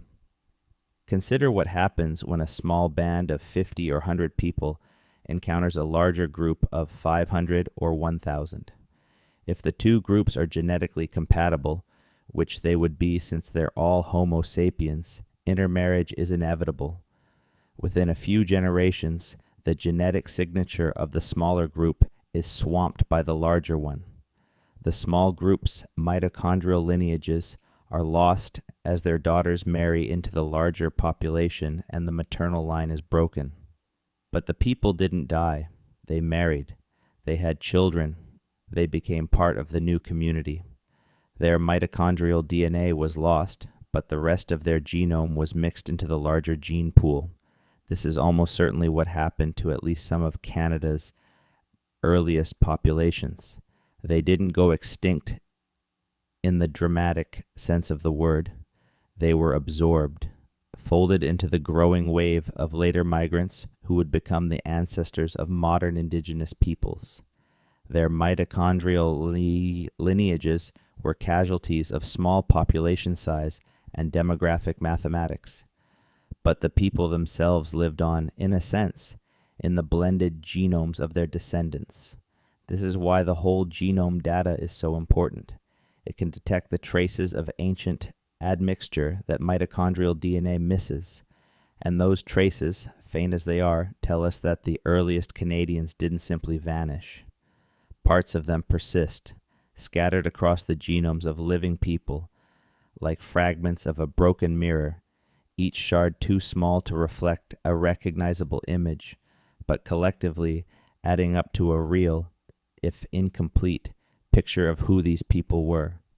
They are in us, not all of us, not in any complete or recognizable way, but in scattered nucleotides and ancestral alleles and silent genetic variations that have been passed down through hundreds of generations. The DNA of Canada's oldest remains doesn't match any modern population. That's true, but it doesn't mean those ancient people left no legacy at all. Their legacy is just harder to find, hidden in the noise of 10,000 years of genetic mixing, buried deeper than a mitochondrial analysis can reach. But it's there, and every year, as the technology improves and more genomes are sequenced, a little more of it comes to light. The first Canadians are not entirely gone. They're waiting, in the bones beneath the earth, in the sediment beneath the sea, and in the DNA of the living, where their ancient heritage flickers like a candle that has never quite gone out. We just needed to learn how to see it. That's the real story of Canada's oldest remains. Not a mystery to be solved, but a conversation to be continued. Between the present and the past. Between the living and the dead. Between the people we know and the people we are still learning to remember. And every bone that's excavated, every genome that's sequenced, every new technique that's developed brings us one step closer to hearing what they have to say. 10,000 years of silence, and the conversation is just beginning. Thanks for watching. If you learned something you didn't know before, drop a comment telling me which part surprised you the most. Subscribe so you don't miss the next deep dive, and I'll see you in the next one. Actually, before we close this out, there are a few more discoveries that deserve attention, because the story keeps getting stranger. In the summer of 2018, construction workers building a road near Sechelt on the Sunshine Coast of British Columbia accidentally unearthed human skeletal remains. This happens more often than you'd think in Canada. Construction projects regularly turn up bones, tools, and other archaeological material. Most of the time, the remains are relatively recent, a few hundred to a few thousand years old. But the Sechelt discovery was different. Initial radiocarbon dating placed the remains at approximately 9,000 years before present. Further analysis refined the date, but the central finding held. These were among the oldest human remains ever found on the mainland coast of British Columbia. The Sechelt remains were fragmentary, a partial skull, some long bones. Enough material for genetic analysis, but not enough to reconstruct a complete skeleton. The individual appeared to be an adult, probably male, with a robust physical build consistent with a life of hard physical labor. What made the Sechelt discovery significant wasn't just the age, it was the location. Sechelt sits in the traditional territory of the Shishel Nation, and the Shishel were immediately involved in the investigation, working alongside archaeologists to determine how to handle the remains. The genetic results, when they came back, added another data point to the growing picture.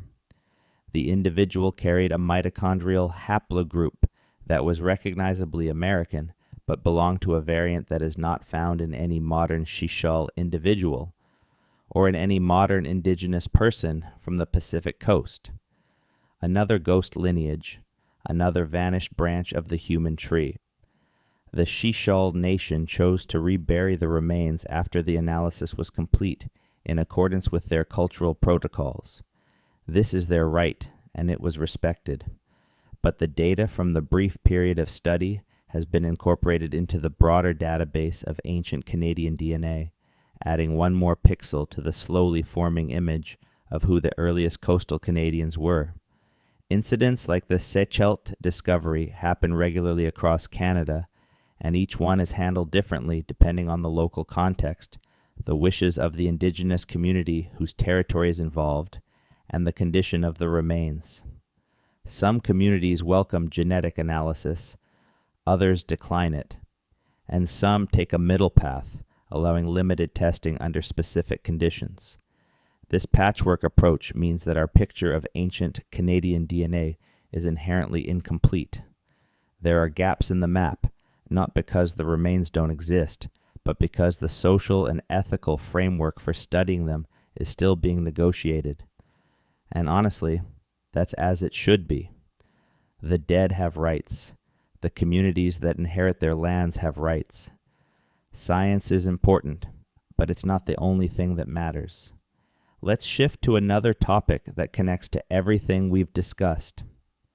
Oral traditions.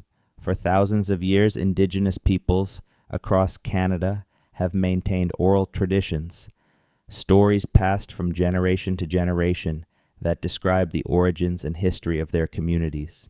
These traditions are not mythology in the dismissive sense that Western academics have sometimes used that word. They are records. Encoded in narrative form, certainly. Shaped by the conventions of storytelling, absolutely. But records nonetheless. And some of those records may contain echoes of the very population dynamics we've been discussing. Several First Nations oral traditions describe encounters between their ancestors and other peoples who were already living on the land when they arrived. The Haida have stories about beings who inhabited the coastline before the Haida came.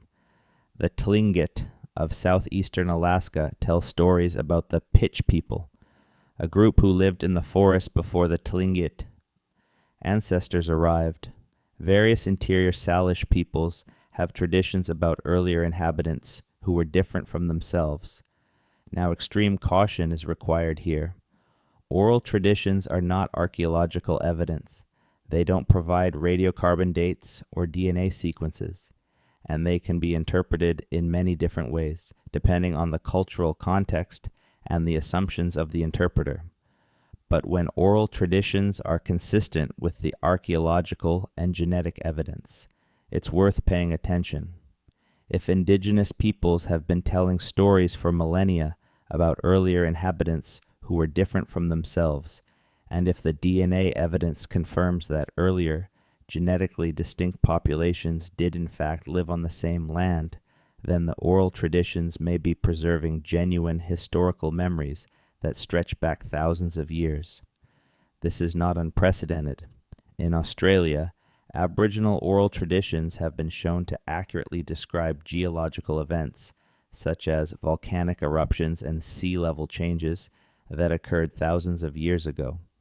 The human capacity for preserving historical information through oral tradition is far greater than Western academia traditionally assumed. In the Canadian context, the intersection of oral tradition and ancient DNA research is a frontier that has barely been explored. It requires collaboration between geneticists, archaeologists, linguists, and Indigenous knowledge keepers. It requires mutual respect and a willingness to take oral traditions seriously as potential sources of historical information, and it requires humility. because the people whose stories have been passed down for thousands of years may know things about the history of their land that scientists are only now beginning to discover. Let's also address something that the genetic data reveals about the sheer time depth of human presence in Canada. When we say that people have been in Canada for at least 24,000 years, based on the Bluefish Caves evidence, that number is hard to grasp. 24,000 years. What does that even mean in human terms? Consider this. The entire recorded history of human civilization, from the first Sumerian cuneiform tablets to the smartphone in your pocket, spans roughly 5,000 years. The construction of the Egyptian pyramids was about 4,500 years ago. The founding of Rome was about 2,800 years ago. The birth of Christianity was about 2,000 years ago.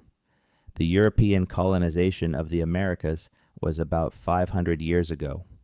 All of that, every empire, every religion, every war, every invention, every book ever written, fits inside the last 5,000 years.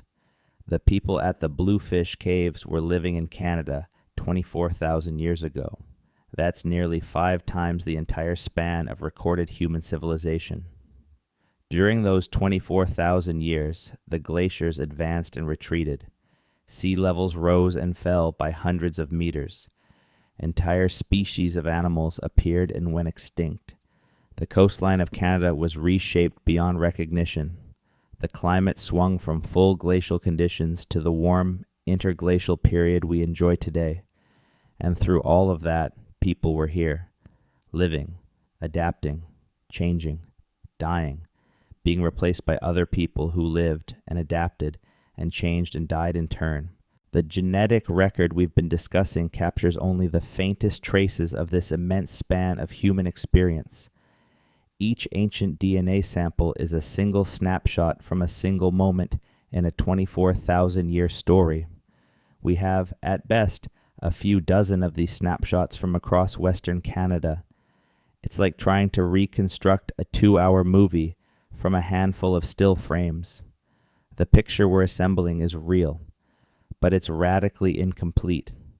There are entire populations, entire chapters of the story that we haven't detected yet, not because they didn't exist, but because we haven't found their remains, or because their remains haven't survived, or because the technology to read the traces they left hasn't been developed yet.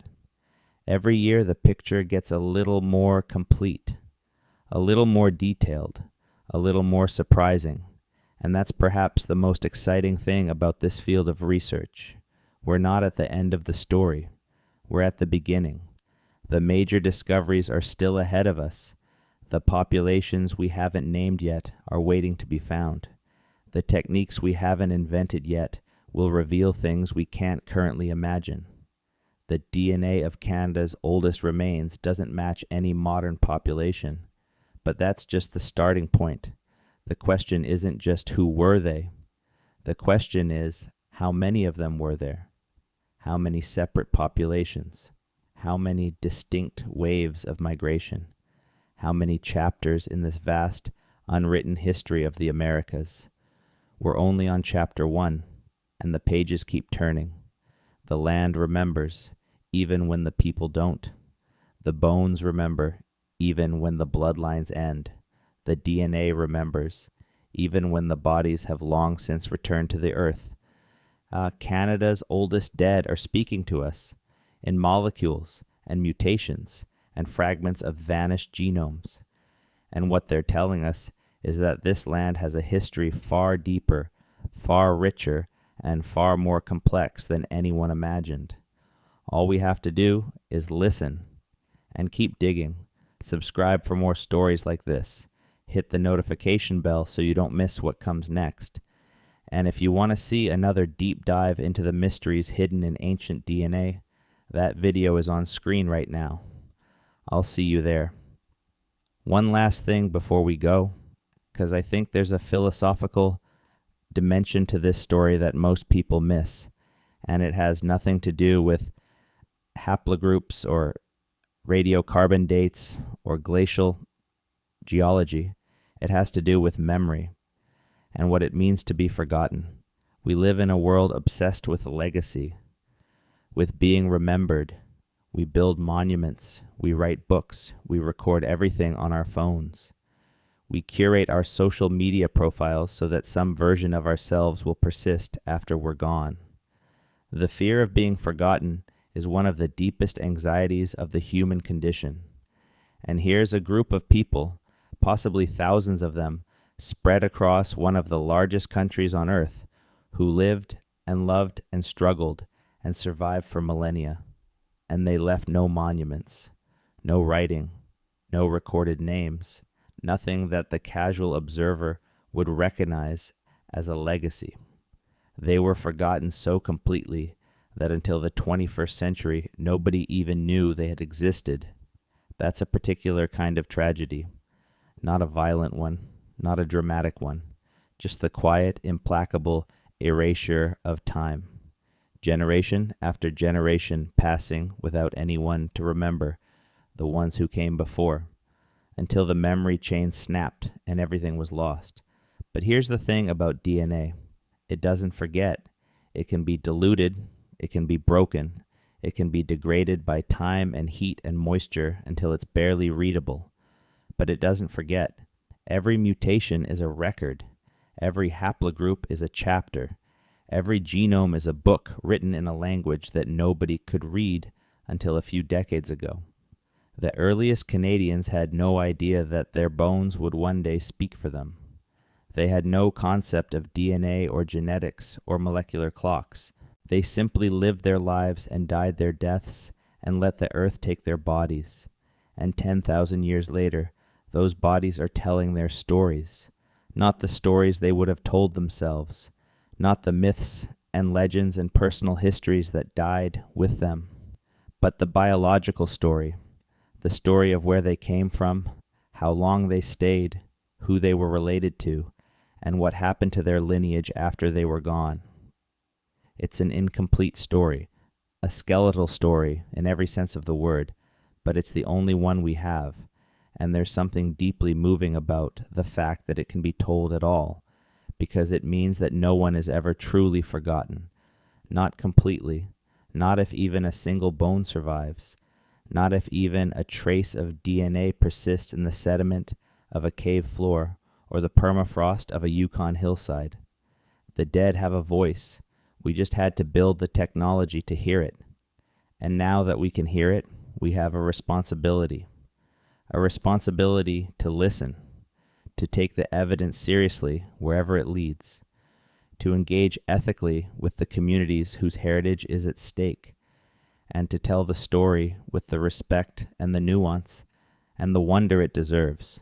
Because this isn't just a story about DNA, it's a story about people, real people, people who breathe the same air we breathe, who watch the same moon cross the same sky, who felt the same cold, the same hunger, the same fear, the same love, people who were the first to call this land home, people who deserve to be remembered, not as haplogroups, not as data points, not as genetic mysteries to be solved and filed away, as people. That's what the DNA of Canada's oldest remains tells us, if we're willing to listen. They were people, and they were here